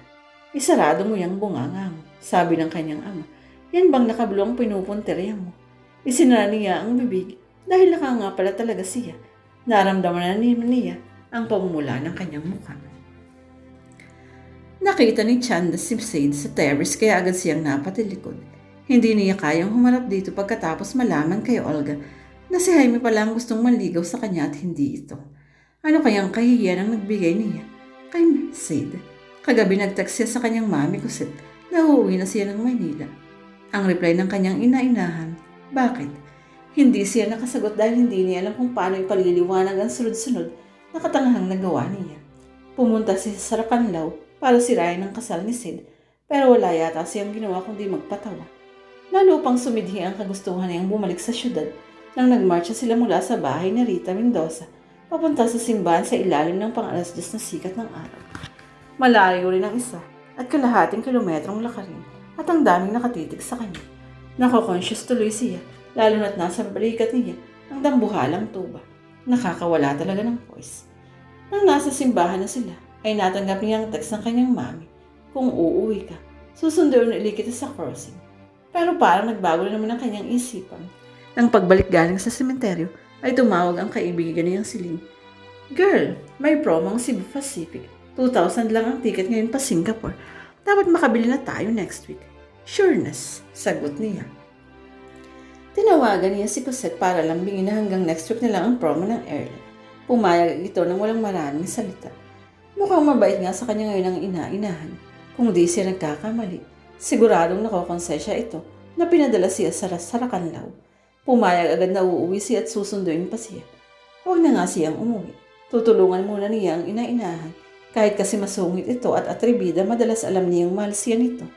Di nga ba kahit hindi sila magkaano-ano, ay inalagaan siya ng babae. Nag-text ulit siya rito. Mami, hindi na lang ako uuwi ngayon. Alam mo na, may date pa kami ni Sade. Sayang din, diba? Are you sure ayaw mong umuwi? Sagot nito sa text. Yes, Mai. I love you. I love you too. Pagdating sa boarding house, agad siyang naligo at nag-aspire sa party. Alas 5 pa lang pero baka kasi alas 7 ay pumunta na sa boarding house si Sade. 6:30 ay dumating si Olga. Naka-backless dress ito at itim na nakaboots na itim din. Glittering green pa ang eyeshadow na punong-puno ng silver dust ang braso. Napuwi nga siya ng silver dust kaya hinipan pa ng bakla ang kanyang mata. Matagal bago na wala ang hapdi sa kanyang mata. Natawa pa si Olga habang humihingi ng sorry sa mga silver dust. Pagdating ng alas 7 ay hindi pa rin dumating si Sade. Nagdadalawang isip na siya kung darating pa ito pagkatapos ng nangyari sa harana. Natawa uli si Olga. Kinabog mo lahat, Day. Hindi raw madrawing ang itsura ni Jaime nang si Sade ang pinasalamatan mo. Kanino mo narinig? Baka pinag-uusapan ako ng mga tao, ha? Correct kong. Napasimangot siya. Ano kaya ang paningin sa kanya ng mga taga-Saracanlao ngayon? At lalong bumigat ang kanyang pakiramdam nang alas 8 na ay wala pa rin Sade na dumating sa boarding house. Siguradong nagbago ng isip niyon.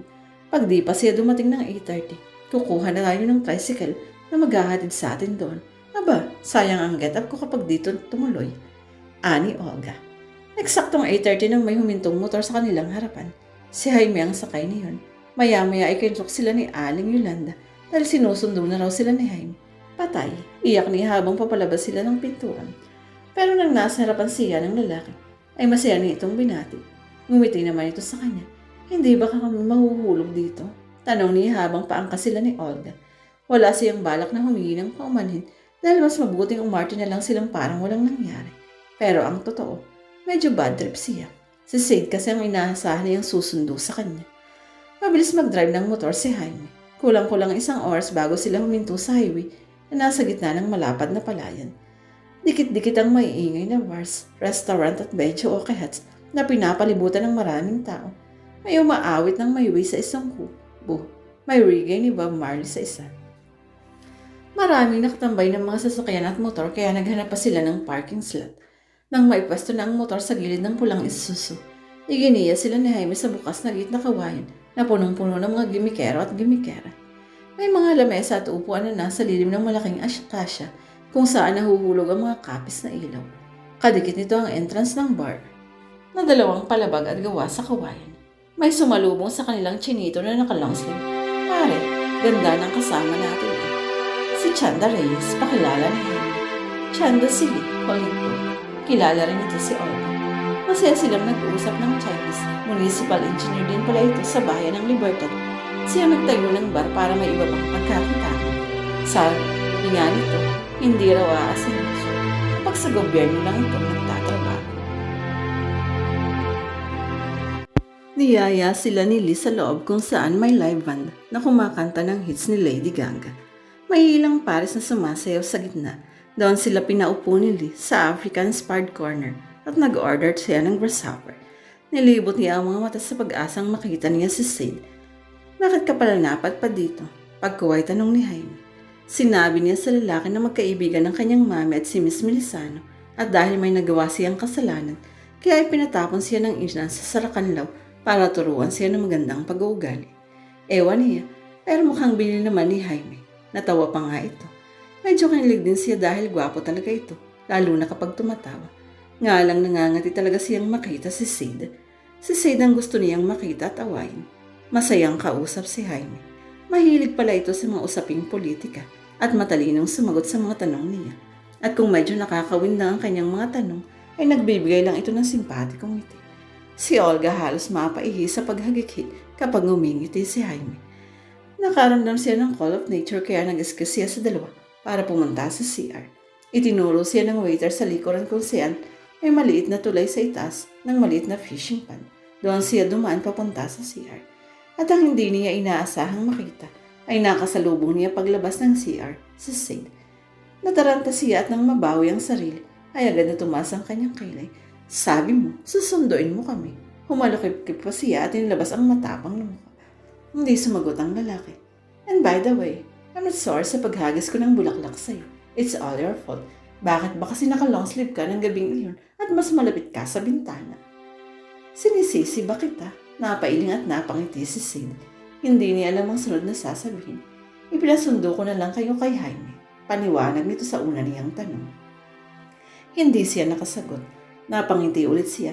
You're very pretty. You know, itinaas nito ang kamay para ibalik ang pasaway niyang buhok sa kanyang tainga. Napapitlag ang puso niya sa sweetness ng gesture niyan. Don't touch my hair. Pero muling hinawakan nito ang kanyang buhok. Magsasalita ulit sana siya ng mauna ito. Sa susunod na magsuplada ka, hahalikan na kita. Siyempre natahimik siya. Pero itry niya kaya kung hahalikan talaga siya nito. Try it and I'll bite you. Ibinaba nito ang bibig sa bibig niya. Nagulat siya siyempre, pero nadismayan nang ismak lang ang ibigay nito.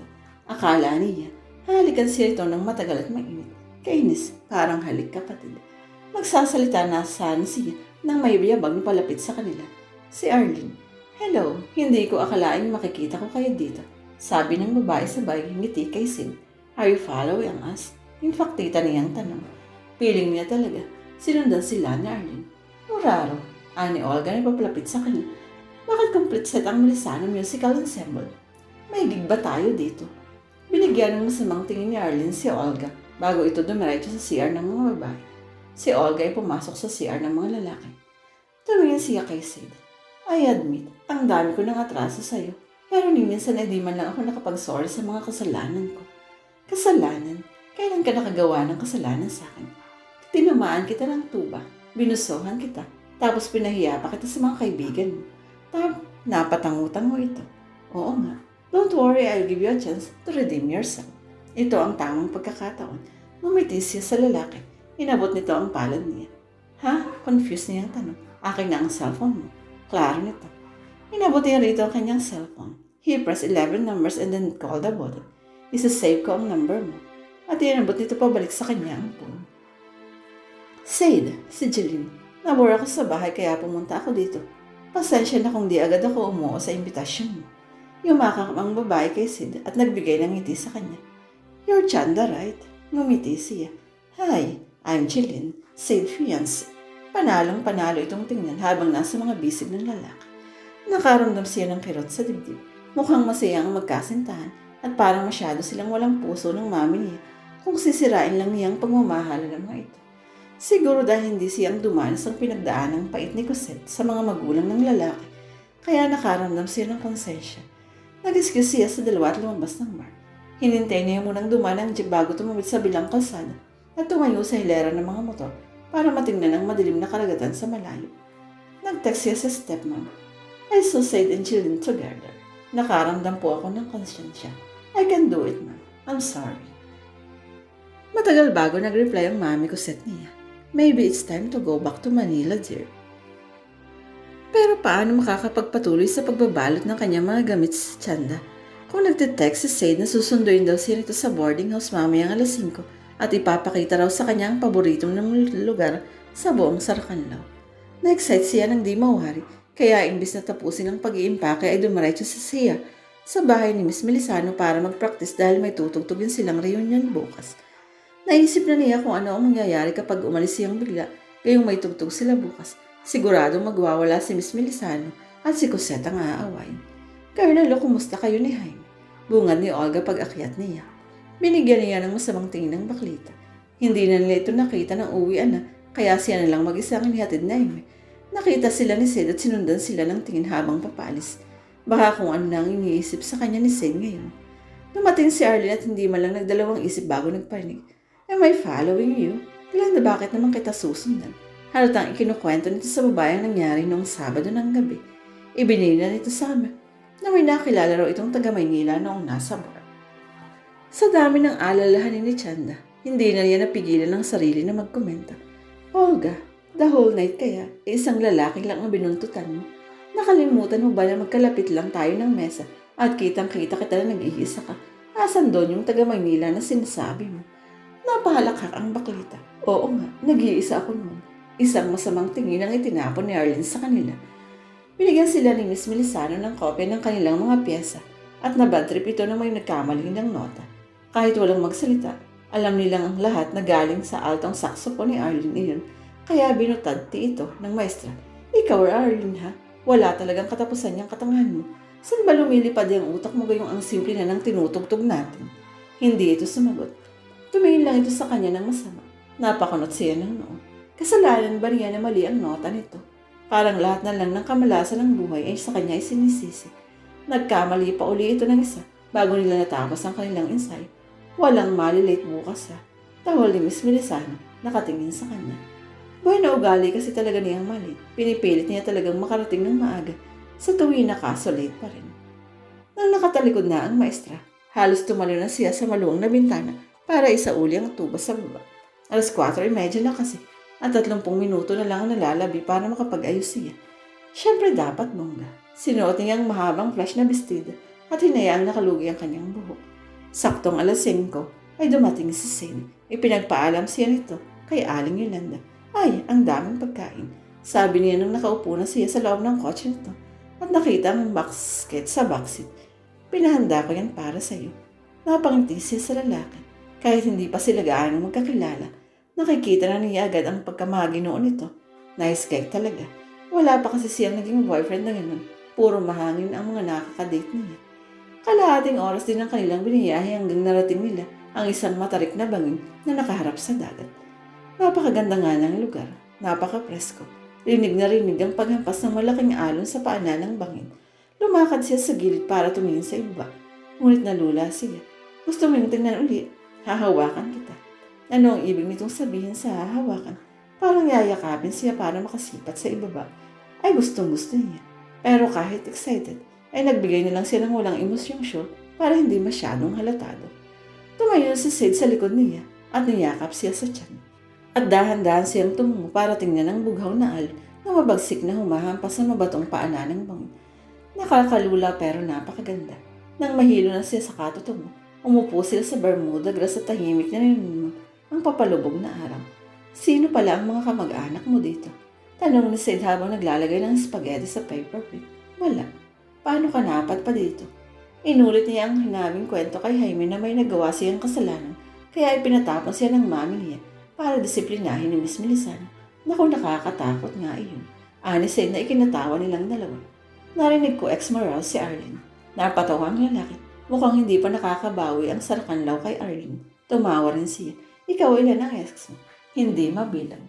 Tumawa uli sila. Nagkwentuhan sila tungkol sa buhay kolehiyo nila.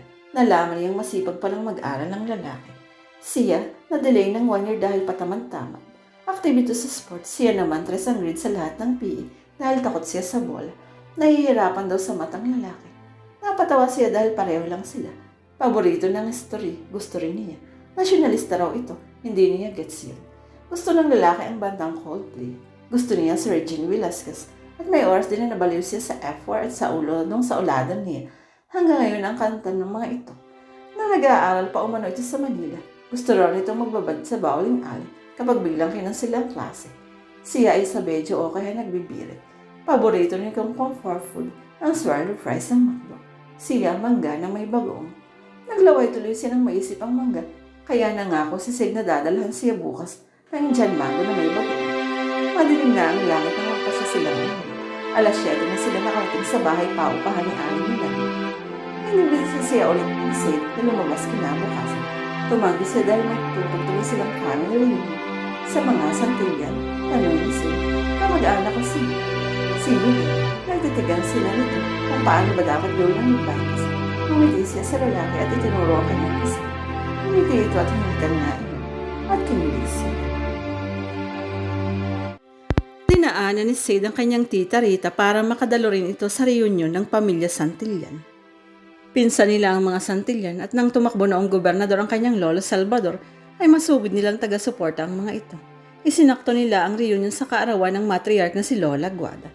Pagdating sa venue ay naroon si Jeline at mabait na uli ang ngiti nito sa kanya. Nang nasa kotse na silang tatlo ay humingi ng paumanhin ng tiyahin. Iho, sorry sa sinabi ko sa'yo last time ha. Dapat pala hindi ako naniwala agad sa chismis. Kinuwento na sa akin ni Jeline na kinaro na sa kanya ni Buboy na si Jaime pala ang nanliligaw doon sa babae. Ikaw lang ang binigyan ng rosas. Natawa si Jeline at napailing. I can imagine her embarrassment. Oo nga, sang-ayon ni Tita Rita. Siguro dahil mas mayaman ka kaysa kay Jaime. Sid, kaya ikaw ang binigyan ng bulaklak. Alam mo naman ang ibang babae dyan, pera-pera lang sila. Gold diggers, ismid pa nito. Chanda is a nice girl. Sagot niya kanatahimik ng dalawa. Matagal bago muling nagsalita si Jeline. Close kayo. Sarcastic na uli na mukha nito. She's a friend. Hindi nakasagot si Jeline kaya si Tita Rita nang magsalita. Said, mag-ingat ka sa mga kinakaibigan mo. Baka kung sino lang yan at masamang impluensya pala. Pinaglayan niya ng hindi makapaniwalang tingin ng matanda. I'm too old to be influenced by anyone. Never underestimate a woman's allure. Nakahanda na sa mahabang debate ang mukha ng matanda. Kaya tumahimik na lang siya kahit hindi siya komportable sa iniisip nito kay Chanda. Pagdating nila sa bahay ni Lola Guada Santillan ay nag-umpisa na ang party. Tumutugtog na ang Milisano Musical Ensemble at kita niya agad ang malaking butas ng tuba. Doon ay abala si Chanda sa katitingin sa papel na nasa harap nito. Halos hindi niya mahagip ang mga mata ng babae. Nakaka-addict talaga ang ganda nito. Nandoon na ang kanyang mama kasama ang pinsan nitong si Tita Aida. Wala lang naman ang kanyang papa. Hindi ito mahilig sa sosyal ng matatandang dalaga. Papunta lang ito kung naroon din ang mga amigo nito. Ayaw nitong makipag-usap sa pamilya ng mama niya. Nakakatama daw. Umupo sila sa gitnang lamesa kung saan nakaupo ang bunsong anak ni Lola Guada na si Tita Annilyn. Sa state ito naninirahan kaya masaya ang tsikahan at balitaan ng mga ito. Mami, ma'am, tawag ni Clark sa Tita Annilyn niya. Last nakita niya sa pinsang ito ay ang liit pa. High school pa lang yata. Ngayon ay ang tangkad na at second year na sa pagpipiloto. Ang bilis talaga ng panahon. I finally found the girl I'm gonna marry. Anunsyo nito sa ina. Really anak, ngumiti ang ginang sa mga kasama. Sa mesa, para talaga itong magbarkada ng binata ko. We share our secrets. Game na tinuro ni Clark ang grupo ng mga musikero na nagpapahinga dahil katatapos lang ng first test.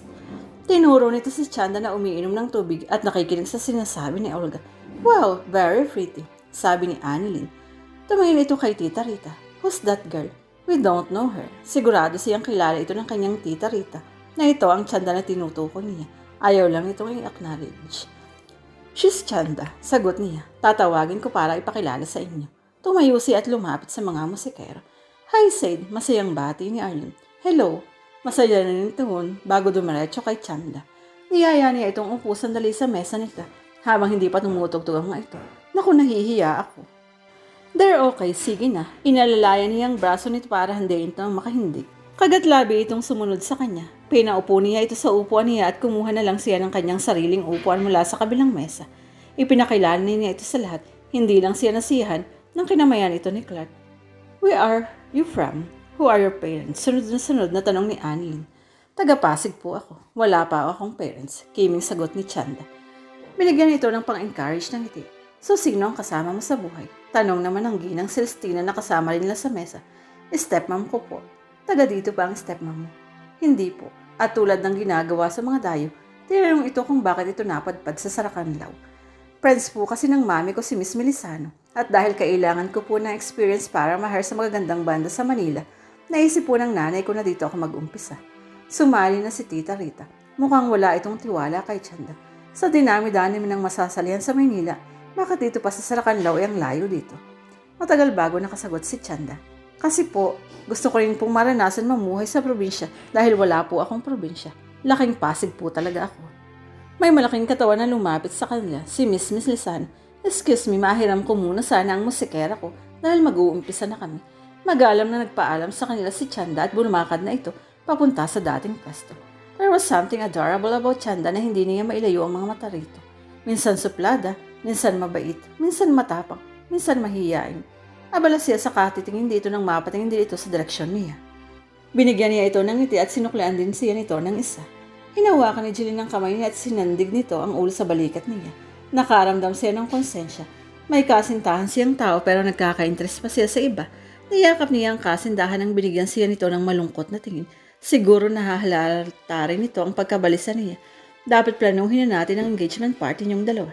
Excited na sabi ni Tita Rita. "Less than 2 months na lang ah." "Oo," koro sa mga ginang sa mesa.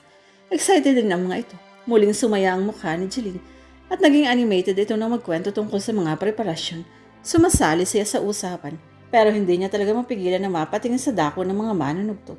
Kung kailan malapit na ang engagement niya ay heto siya, nadedemonyo. Naisip ni Sade, dapat na nga siguro talaga niyang iwasan si Chanda. Hindi na kasi na may kakaila sa sarili na attracted siya sa babae. Hindi siya dapat nagpupunta sa lugar kung saan pwede silang magkita. Dumalo siya sa pagtitipon, dapat iyakin niya munang wala raw ng Melisano Musical Ensemble dahil wala na siyang ginawa kundi tumitig sa babae. Huwag na rin muna siyang mag-basketball dahil pehadong lilingon pa rin siya sa boarding house ni Aling Yolanda. Nakakahiya kay Jaime. Napuna siya nito minsan na napapalingon sa boarding house. Pakaramdam nga niya ay inaanalasa siya ng kaibigan. Ano ba kasi itong abnormal na nararamdaman niya? Nakakahiya sa pamilya ni Jeline at sa pamilya niya. Iiwasan niya talaga ang musikera. Tumunog ang kanyang cellphone. Ini-unlock niya at binasa ang message galing kay Chanda. "A beautiful day, isn't it?" Napakamot siya dahil hindi niya mapagilan ang sarili na mag-text back. "I agree, labas tayo. Same place, 5 p.m. ulit." Heto na naman ang kaabnormal niya. Sinabing iiwasan na niya pero isang "a beautiful day" lang ni Chanda ay natataranta na sa iya. Kailangan na niyang disiplinahin ang sarili. Hindi niya sisiputin ang babae sa ngayon para sa ikatatahimik ng lahat. Tinapos niya ang lahat ng paperwork sa opisina. Kahit ang sekretary niya ay sinaang gumawa para malimutan ang date nila ni Chanda. Pagdating ng alas 5:30 ay may natanggap siyang 2 text. Magkasunod. Chanda ang pangalan na nakalagay sa inbox. Hindi niya binasa. Delete agad baka kung maripas siya ng takbo papunta sa boarding house. Mabuti at hindi tumawag ang babae. Siguradong magagalit ito sa pang-iindiya niya. Pero mabuti na rin iyon para iwasan din siya nito. Mas mabuti na silang dalawa ang mag-iwasan. Pero mukhang nagkamali siya. Kinabukasan habang tumutulong siya sa pagdadala ng mga baka sa kabilang burol, ay pinatawag siya ng kanyang ama sa opisina. May bisita raw siya. Iniwan niya ang mga baka sa mga tauhan at dumiretso sa kanilang opisina. At malayo pa lang ay alam na niya kung sino ang mga bisita ng kanyang ama at ni Tay Ashraf sa mesa na nasa lilim ng puno ng kaimito. Sina Olga at Chanda. Masaya ang halakhakan ng mga ito kaya inihanda na niya ang sarili. Nandito na ang salarin, sabi ng kanyang ama habang papalapit siya. Bakit mo raw inindyan kahapon ang magandang binibining ito? Isang nakamamatay na tingin ang ibinigay ni Chanda. Napakaway ng kamay si Olga at sumenyas na galit daw ang kaibigan. Hindi ba wala ka namang ginawa kahapon, Sid? Tumambay ka lang dito sa opisina eh. Ani smile. Natahimik siya. Maloko talaga ang papa niya. Baka kung ano pa ang sabihin nito kay Chanda. Sinenyas niya ang babae na pumasok sa loob ng opisina. Sumunod ito at nang nasa loob na sila ay walang prenong nagbunga. Tama ba yun na mag-imbita ka tapos hindi ka pala darating? Kung gusto mong i-cancel dapat nag-text ka man lang para hindi ako nag-expect. Hindi siya nakasagot dahil nga mali siya. Alam mo bang bakla lang ang nang-iin dyan? Patuloy nito. Talaga? Medyo nagpanting ang tenga niya sa tinura nito. Minsan may pagkasobra rin ang bunganga ng kaharap. Hindi na siya nagdalawang isip. Hinablot niya ang ulo nito at kinuyungos ito ng halik. Hindi na ito nakagalaw dahil nga dalawang palad niya ang nakahawak sa ulo nito at hindi ito magalaw. Nagpahalik talaga ito. Hindi na pumalag si Chanda nang kuyumusin siya ni Sade ng halik. Bakit siya aangal? Kaya nga niya ito dinayo ay para landiin. Hay, Gloria ang pakaramdam habang nasa mga bisig nito at buong rubdob na hinahalikan ng lalaki. Napayakap siya rito at tumugon pa. Binuhat siya nito at inupo sa mesa. Iniwan ito ang kanyang bibig at dinala ang dila sa tenga niya. Napaungol siya sa nararamdamang sensasyon. Chanda, anas nito sabay taas ng kanyang mga binti. Sa likod nito, ipinasok nito ang kamay sa kanyang spandex t-shirt. Babaklasin sana nito ang hook ng kanyang bra nang may kumatok. Sir, pinapatanong po ng papa niyo at ni Olgita kung anong oras kayo lalabas. Ani Andoy, isa sa kanilang mga tauhan. Siguradong itusan ito ng kanyang ama na manggulo. Dumating na po kasi ang merienda. Lalabas na, sigaw ni Sid. Bad trip ito na parang nahihiya. Hinalikan muna siya nito sa bibig bago nagyayang lumabas. Lumabas sila sa opisina na parang walang nangyari at lumapit sa naghahalak-hakang mga lalaki sa mesa dahil nga nagbibida si Olga tungkol sa mga naging boyfriends nito. Hoy Andoy, tawag ni Olga sa lalaking kumukuha ng pandesal sa lamesa. Ang gwapo mo. Gusto mo paaralin kita? Tawanan silang lahat. Kung gusto mo, ako lang magpapakain sa nanay at tatay mo. Patuloy ng bakla. Babaruan ko ang mga pamangkin mo. Itinuro na Ismael Enrique ang matandang sikulas kay Olga. Sikulas na lang. Kailangan niya ng nobya. Tse, amoy hukay na yan. Walang pakundangang sabi ng bakla. Hindi akalain ni Chada na masaya palang kasama si Ismael Enrique. Siguro ang ibang mga matatanda rito ay natatandaan pa ang kanyang mami Cosette. Matagal na kasi iyon. Mahigit 3 dekada na sa pagkakaalam niya. Chanda, kuha ka pa. Iniabot sa kanya ng matandang Enrique ang supot ng pandesal. Kumuha siya. Ang akala niya talaga ay pareho ang ugali ng mag-ama. Seryoso at sobrang bait. Kalug pala ang papa ni Sade. Siguradong ang saya nito at ng mami Cosette niya noon. Grabe rin kasi ang nanay-nanaya niya iyon kapag humirit. Nakakagimbal. At kung tumawa parang magigiba talaga ang kanilang bahay. Naalala pa kaya nito ang kanyang mami. Hinawakan ni Sid ang kamay niya sa ilalim ng mesa. Napangiti siya. Masaya pala rito sa booking. Ang haba pa ng kanilang halakhakan hanggang sa dumilim at nagpaalam na sila.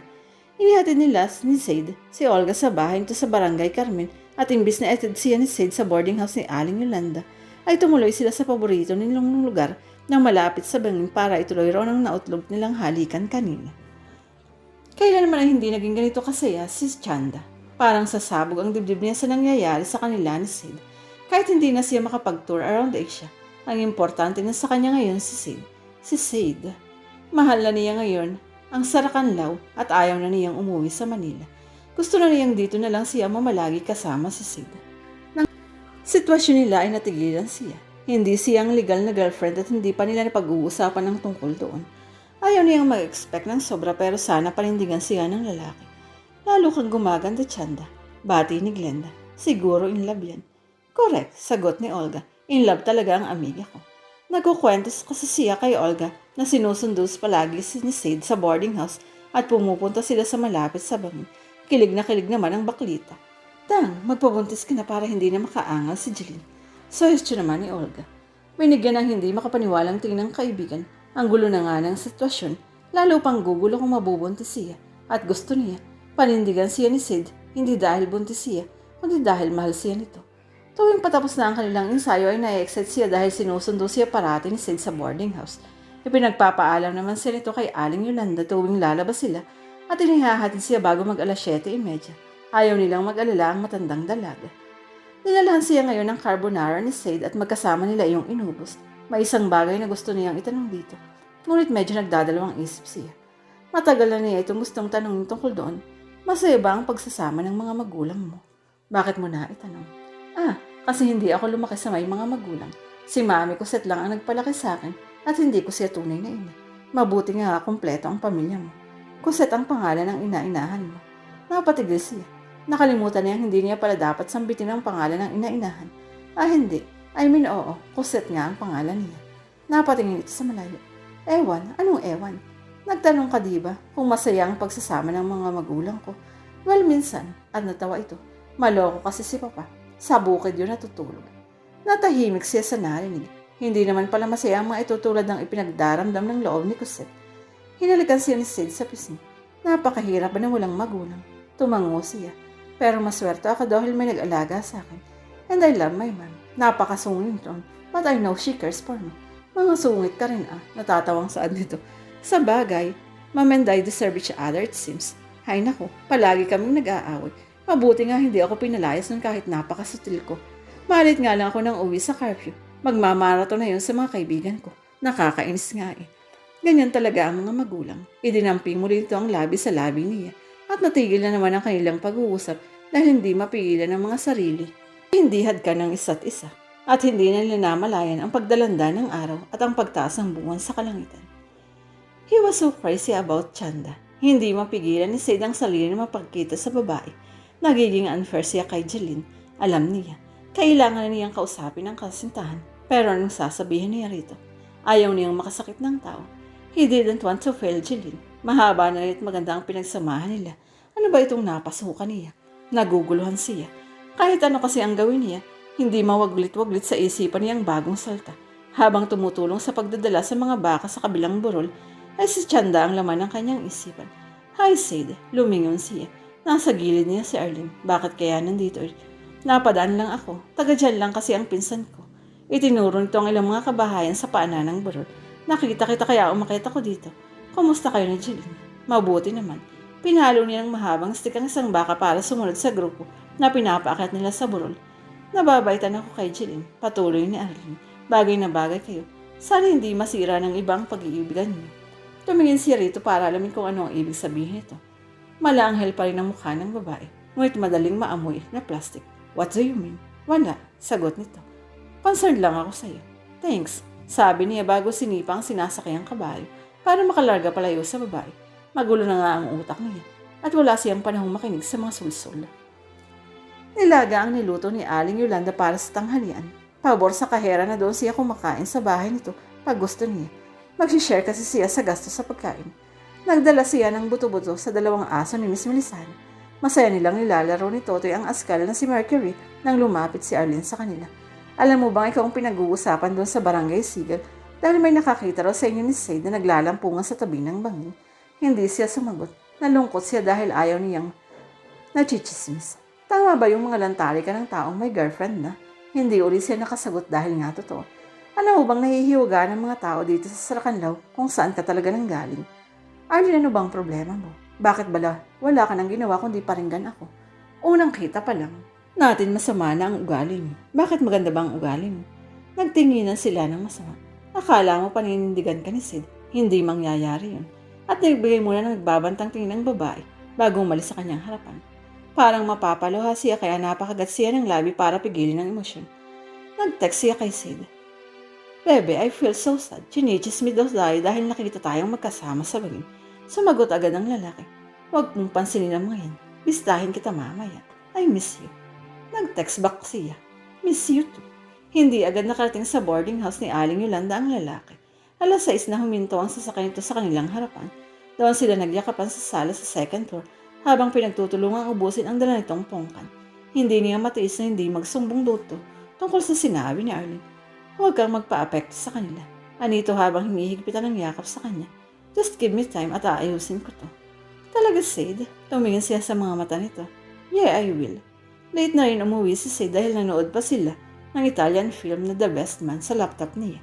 Bago sumakay sa kotse ay nangako ulit na babalik bukas. Nagtanong ito kung anong gusto niyang pasalubong. Ngumiti siya at sa pabirong boses ay sumagot. Dayong dream. Kapwa sila natawa. Yumakap siya rito at humalik. My sweetie, sabi nito bago tuluyang pumasok sa kotse. Nagpapakain ng aso si Tita Rita nang dumating si Jeline sa bahay nito na napakalungkot ang mukha. May problema raw kaya pinapasok ito ng matanda sa study. At nang nakaupo, buong laya niyang umagos ang luha sa mga mata ng dalaga habang ikinukwento na pinuntahan daw ito ni Arlene sa bahay at sinabihan na nagtatagpo raw si Sade at si Chanda sa bangin sa Barangay Sigel. Dapat hindi ka muna niniwala kay Arlene. Wala namang ginawa ang babaeng yun kundi ambisyonin si Sade. Baka gawa-gawa lang niya yun. Tita, nararamdaman ko talagang may nagbago na kay Sid. Hindi na siya tulad ng dati. Hindi na siya karinyoso. Palagi pang nawawala sa sarili. Hindi nga tumatawag eh. Natahimik ang matandang babae. Tumayo siya at niyakap si Jeline. Everything changed when Chanda came. Iyak ni Jeline. Hindi ka dapat ma-insecure sa isang musikera lang. Payo ni Rita. Hindi talaga gusto ni Rita si Chanda na iyon. Unang kita pa lang niya dito. Nung nasakluban ito ng tuba si Sid, hindi siya magpapatalo ni Jeline. Ayusin mo ang sarili mo at pupuntahan natin sila. Nagpatid sila sa boarding house ni Yolanda. Wala raw si Chanda roon. Nasa bahay raw ni Miss Melisana. Pumunta sila sa tahanan ng maestra. Hinanap muna ni Rita ang maestra. Wala rin doon. Pumasok siya sa gate at pinatawag sina Chanda at Arlene na nakausap na bata. Lumabas naman ang bahay ang dalawang babae at hinarap sila. May gusto lang akong tanungin. Humarap siya kay Chanda. Ano yung sinabi ni Arlene kay Jeline na nilalandi mo raw ang pamangkin kong si Sid? Hindi nakasagot si Chanda. Tungin ito ng masama kay Arlene. O ba't di ka makasagot? Totoo ba? Binigyan niya ng masamang titig ang babae. Tingin niyo ba siseryosohin kayo ng pamangkin ko? Nag-i-ilusyon kayo. Ikumpara niyo nga ang sarili niyo kay Jeline. Si Jeline mataas ang pinag-aralan at galing sa buena pamilya. Kayo, hinarap niya si Arlene. Pwede ba iha? Lumayo-layo ka nga kay Jeline at kay Sid para kang peste na lapit ng lapit. You're not welcome to us. Hindi man lang napakurap ang babae sa sinabi niya. Taas na itong nakipagtitigan sa kanya. Ibinaling niya ang tingin kay Chanda at tinignan ito mula ulo hanggang paa. Hindi makatingin ng diretso ang dalaga. Napayoko pa ito ng ulo. I don't trust you. I think you're nothing but a pretty gold digger. At tumingin siya kay Jeline. May sasabihin kaya. Tapos na ako. Baka may gusto kang idagdag. Matagal bago napabuka ng bibig ang bitbit niyang dalaga. Huwag kayong mga lantari ng hindi sa inyo. At iniwan nila ang lugar. Pagkalis ng matandang babae, luka-luka at ni Jeline, lumakad na pauwi si Chanda sa kanyang boarding house at saka tinawagan si Colosette. Halos hindi siya makapagsalita dahil sa sama ng loob at sa luha at sipon na tumutulog. Tahimik lang na nakinig ang stepmom sa kwento niya kung paano siya minilit ng tiyahin ni Sid. Tahan na baby, I'll be there in an hour. At hindi nga nagtagal ay huminto ang pulang beetle sa harap ng boarding house niya. Mukhang naalala ni Aling Yolanda si Cosette pagkakita nito sa bagong dating. Mami, tinakbo niya ang ina-inahan at nagyakapan sila. How's my baby? You're so mean. Parang napapahuluhanan naman siya. Pero niratrat siya ni Cosette. Wala kang mapapala sa iyak-iyak na yan. Puntahan natin ang lukarit na Rita na yan. Gera na ito kapag ganitong gigil na gigil manlusob si Cosette. Sumakay sila sa pulang beetle at dumiretso sa bahay ni Rita. Isang katulong na nasa hardin ang itunusan ni Cosette. Napasabalabasin si Rita dahil gustong kausapin. Hindi nagtagal ay lumabas nga ang matanda suot ang mahabang puting bestida na sumasayaw kapag nililipad ng hangin. Natigil sa pagrampa si Rita ng makilalang matangkad na babae na naghihintay rito sa labas ng gate. Pero agad din itong nakabawi at dumiretso ng lakad para makalapit sa kanya.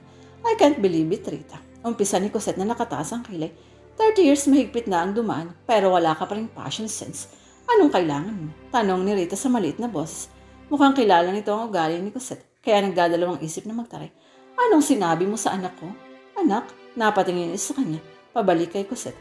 Yes, dear. Parang uwak na dahan-dahang lumapit si Cosette kay Rita. Ugali na yata nitong takutin ang matanda noon. Tinawag mo daw gold digger ang anak ko. Hindi sumagot ang hinahamon. Tingin mo Rita, sino ang mas masahol? Ang mga gold diggers ba? O ang babaeng kailangan pang bumili ng lalaki para magkaroon ng asawa? Kilala mo ang tinutukoy ko. Mukhang hindi alam ni Rita ang sasabihin. Kailangan nito ng kakampi. At least kaming mga gold diggers, kami ang nilalapitan ng lalaki. Kayo ang lumalapit at bumibili. Wala kang karapatang pagsalitaan ako ng ganyan sa pamamahay ko. Sagot ni Rita. Mukhang nakaipon ito ng lakas ng loob. Anong pamamahay? We're standing on a public stick, Rita. Kung ayaw mong pagsalitaan ng kung ano-ano, huwag mo ring pagsasalita ng anak ko ng kung ano-ano para sabihin ka sa'yo, hindi mo kayang patunayan na gold digger siya. At suminyas na si Cosette na bumalik na sila sa sasakyan at umalis sa kalye kung saan nakatayo ang matapobreng matanda. Parang kalugkog na dumadagong doon sa bayan ng Sarakanlaw ang balita na dumating ang dating kasintahan ni Ismael Enrique na dapat itong pakasalan kung hindi lang nalagay sa bingit ng pagkalugi ang Rancho Enrique. Hindi nakilala ng mga batang henerasyon ng matapang na bisita, pero dahil ina ito ni Chanda, ang napakagandang musikera na nauugnay kay Sid na pag-usapan si Cosette Alvida. Wala pa rin kupas ang ganda niya. Ang isang matandang babaeng nagsisilbi sa simbahan. Kay edad nito si Ismael at nakita na nito noon si Cosette dahil isang taon din sa Sarakanlaw ang babae. Pansinin dahil matangkad, maganda at napakatapang ng personalidad. Wala si Lila kung pisikal na kaanyulang lang ang pag-uusapan. Mas mukhang mabait nga lang tingnan ng anak ng dating gobernador. Ang matandang tauhan ng rancho ay abala rin sa pagchichismisan. Hindi nila akalain na pagkatapos ng mahabang panahon ay babalik si Cosette Alvido sa Sarcanlao. At bakit ipinadala nito sa bayan ng anak nitong babae? Pusta nila, gustong maghigante ni Cosette kay Ismael. Ang matanda naman nilang amo ay laging tahimik nitong huli. Palaging lumilipad ang isip mula nang dumating sa Sarcanlao ang dating kasintahan. At si Said ay nawawala rin sa sarili, siguradong naguguluhan. Pinapagod ni Said ang sarili sa kadadala ng baka sa kabilang burol para doon pakainin. Hindi nila pinapipirma sa isang burol ang baka para maiwasan ang pagdami ng bakterya sa damo. Gabi na siya kung umuwi sa mansyon at 4 na araw na siyang hindi tumatawag kay Chanda mula nang dumating ang ina ito. Hindi niya kasi alam kung saan ilalagay ang sarili niya sa buhay ni Chanda. Baka nga totoo ang sinasabi ng mga tao na gusto lang maghiganti na mag-ina. Pag-uwi niya sa mansyon ay naroon uli ang mga amiga ng mama niya at ng kanyang tita Rita para magchismisan tungkol kay Cosette at kay Chanda. Doon siya dumaan sa kusina dahil ayaw niyang makasalubong sino man sa mga ito. Naiirita siya sa mga tinginan. Kumakain siya sa kusina nang lumapit ang kanyang tita Rita. Hay nako Said, dapat kampihan mo ang mama mo sa pinagdadaanan niya sa ngayon. Alam mo naman ang ugali ng papa mo. Napakunot siya ng ano. Ano naman ba ang ginawa ni papa?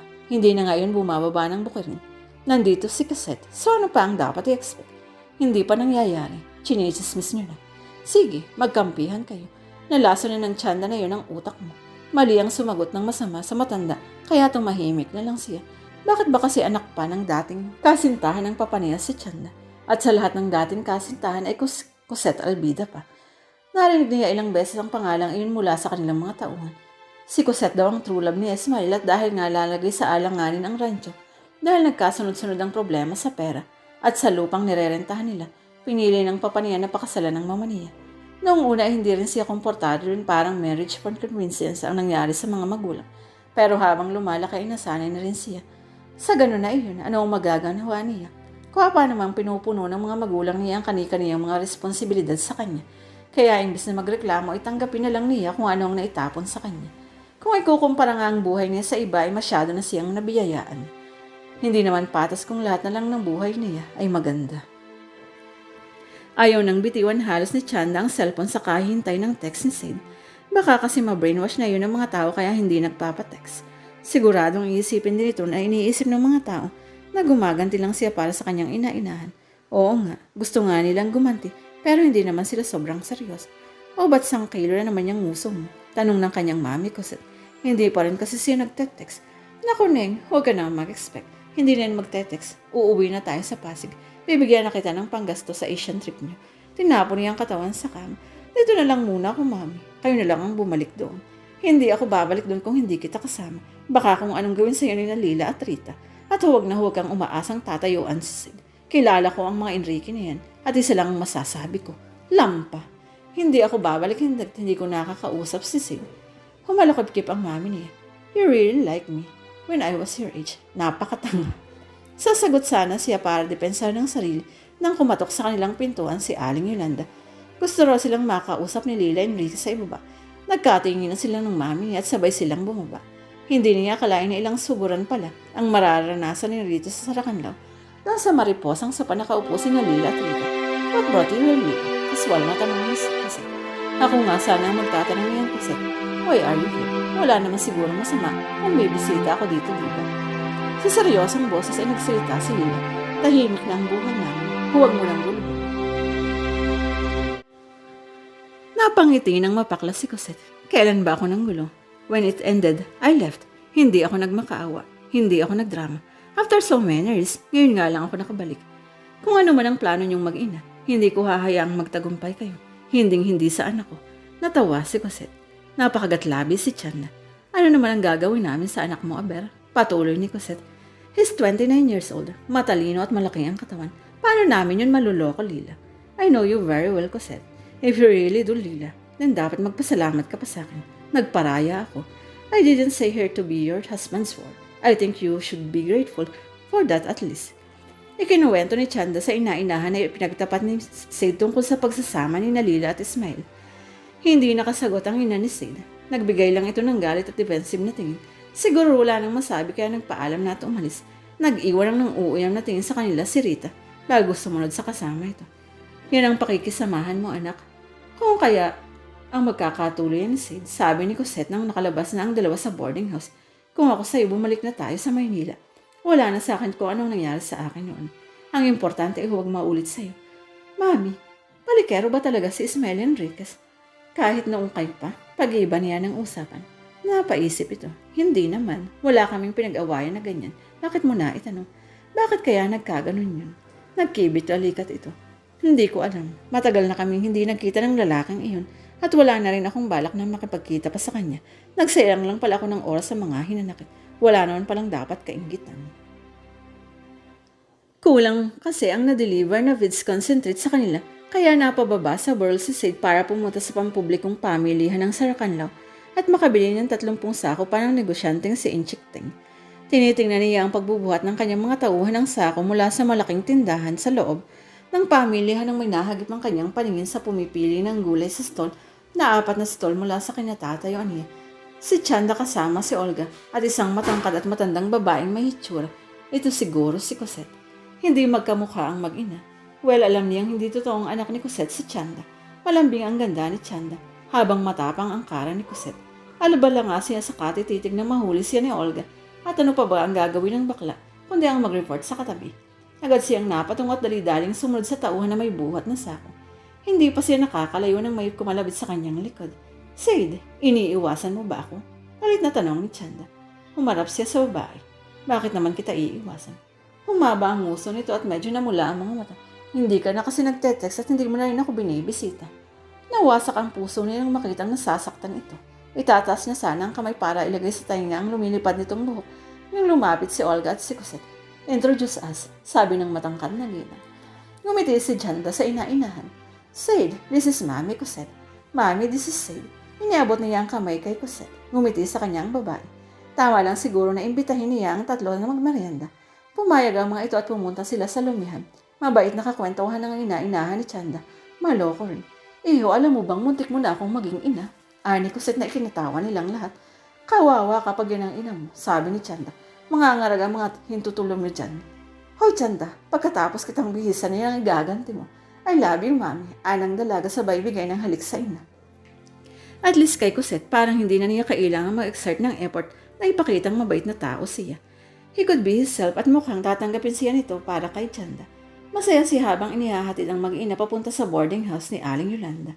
At habang naglalakad, ay nakasalubong nila ang katulong ni Angeline. Siguradong makakarating ang ginawa niya sa kabila. At siguro kailangan na talagang mapag-usapan ang sitwasyon. At kinabukasan din ay pumunta ang mag-asawang Valenzuela sa kanilang bahay para kausapin ang partido nila. Umuwi sila ng kanyang papagaling sa bukid at hanap nila ang mga magulang ni Jeline kasama ang kanyang mama. Hindi namin nagugustuhan ng mga naririnig namin, sabi ni Ginang Valenzuela. Nasasaktan kami para kay Jeline. Napayuko si Sid. We have always been good friends at hindi ko talaga maintindihan kung bakit ginaganito ni Sid ang anak namin. Constancia, sabi ni Lila. Humihingi ako ng pamainin at nagpapasalamat na rin dahil bumisita kayo dito. Huwag kang mag-alala dahil pagsasabihan namin si Sid para may isaayos ang kanilang relasyon. Normal naman na magkasintahan ang magkatampuhan eh. Parang lumambot ang itsura ng mag-asawa sa narinig pero mukhang naiskandalo ang kanyang ama. Seriously, Lila, ipipilit mo pa rin ba na ipakasal ang anak natin kung iba ang mahal niya? Natawa ito ng mapait habang napapatingin sa tatlong matatanda sa silid. Magulong buhay ba ang gusto niyo para sa mga anak natin? Lila, alam mo kung gaano kamiserable ang pagsasama natin. Ganito rin ba ang gusto mo para kay Sid? Hindi nakasagot ang kanyang mama. Tumingin si Ismael sa mga Valenzuela. Do you remember us having this very conversation some 30 years ago? And I'm telling you, I led a rich life when I chose my business over my heart. Naiinggit nga ako sa mga tauhan ko eh. Wala man silang karangyan na tulad ng sakin. Pag uwi naman nilang bahay ay nandun ang pinakamamahal nila. Nakakasama nila araw-araw. Lila deserves a loving husband at nakakasakit rin ng loob that I can't be that person. Forcing oneself to love someone is not an easy task. Si Sid ang pinakamabuting idinulot ng pagsasama namin at ayokong magdusa siya gaya ko. Tumingin ang ama sa kanya. Go son, don't worry about how other people might feel. Fight for whatever makes you happy dahil walang makikipaglaban para dyan kundi ikaw lang. Napaluha ang kanyang ina kaya hindi siya nakaalis. Sid, sigaw ng ama. Trust me, you will never know how sad it could be until something already taken away from you. Go Sid, saad ng ina. I want you to be happy. Lumuhod siya at hinalikan sa noo ang kanyang ina. I love you so much, ma. At tumakbo siya palabas ng bahay, pumunta sa garahe para makuha ang motorbike niya at makapunta sa bahay ni Jack. Alam niyang naroon ang barkada. Naroon nga si Jaime. Nakakasiwa pero kinausap niyang kaibigan. May gusto sana akong haranahin. Magpapasama sana ako. Kinaaling Yolanda ba? Nakangiting tanong ni Jaime. Hindi niya alam kung anong tamang isasagot. Inakbayan siya ni Jaime. Kahit hindi mo sabihin, nababasa ko. Kung saan ka masaya, suportahan ta ka. Napangiti siya sa kaibigan. Iniangkas niya si Jaime at Jack sa motorbike at dumiretso sila sa boarding house ni Chanda. Naroon ang dalaga at nakaupo sa bintana na may grills. Nakakasilaw talaga ang ganda nito. Napangiti ang babae nang tumayo sila sa harap ng bintana. Dala ni Jack ang gitara nito. Inawit nila muli ang mga kantang inawit nila noong una silang nangharana dahil 3 lang sila. Mas naging sintonado. At nang matapos ang kanta ay lumapit din sa bintana sina Cosette, Olga at Yolanda. Where's my flower? Maluko niyang tanong kay Chanda. Natawa ito. Ikaw ba talaga ngayon ang haharana sa akin? Baka si Jack at masabunutan ako ng asawa niya. Ako na babe. Pinapasok silang 3 ni Cosette at Aling Yolanda. Naiiwan ang 2 sa sala sa unang palabag at doon sila nag-usap ni Chanda sa taas. Kailan nga uli ang Asian trip niyo ng mga kaibigan mo? Next month na. Sama ako. Nabali ang ngit-ngit niya. For girls only kasi yun. Please. Baka kasi magalit sa akin ng mga kaibigan ko pag nagdala ako ng boiled. Pretty please. Depende, kakausapin ko muna sila. Ayon sa alamat, dati raw lawan ng Kedo Flynn at ang Borobudur ay parang lotus na nakalutang dito. Pero sa ngayon wala na ang tubig at kakahuyan na ang nakapalibot sa Buddhist temple. Babe, picturean mo ako dito, sabi ni Chanda kay Sid habang nakatayo sa gilid ng gargoyle na may butas ang bunga para sa tumutulong tubig. Nasa 4 palabag sila ng Borobudur kasama ang mga kaibigan ni Chanda. Babe, nangangalay na ako sa copy picture sa'yo, sabi ni Sid, pero kinuhanan din ito. Nakapag-post na yata si Chanda sa lahat ng sulok. Ngayon lang naman to Lambing ng dalaga sabay halik sa pisngi ng yuko. Ano pa ba ang magagawa ni Sid gayong ang babe na niya ang nakiusap? Wait, maganda na ang post ni Chanda nang makaramdam ng uhaw. Asan yung tubig mo kanina? Tinuro ni Sid ang backpack niya habang pinapalitan ng lens ang DSLR camera. Minuksan ni Chanda ang bag at may nakita ito roon na maliit pulang kahita. Ano to? Minuksan na ito ng hablutin ni Yuniwi, Sid, at narinig na lang nilang may tumaginting. Nahulog ang laman ng singsing sa hagdan na nasa kanilang gilid. Kapwa namilog ang kanilang mga mata dahil maraming turista sa 2 palapag. Mabilis silang bumaba para hanapin sa bawat baitang ang singsing. Bakit may singsing ka sa bag? Tanong ni Chanda. Para ba sa ano ang singsing? Balik ni Sid. Natigil ang dalaga sa paghanap at napatalon. Hindi paniwala nang mag-isang gustong mag-propose ni Sid. Oh my God! Don't smell me, you're just kidding. Hanapin muna natin at baka mawala. Mahal yung singsing. Hinitian niya ang babae habang nakatungo sa paghahanap. Nailagay na ni Chanda ang kamay sa dibdib para pakalmahin ang sarili at ang bahagyang kumalma ay mabilis itong naghanap. Dahan-dahan, aniya sa kasintahan. I got it, sigaw nito. Niyakap na niya ang nobya dahil nakakaagaw na ito ng atensyon. Will you marry me, Chanda? Malambing na tanong niya. Yes, napapaluhang sagot nito. Isinuot niya rito ang singsing. Cry baby, tukso niya. Nilabas ito ang dila bago siya hilitan sa pisngi. Ang swerte ng lola. Nakatour around the world na nakakaasaw pa ng ranchero ng kapalaran nga niya.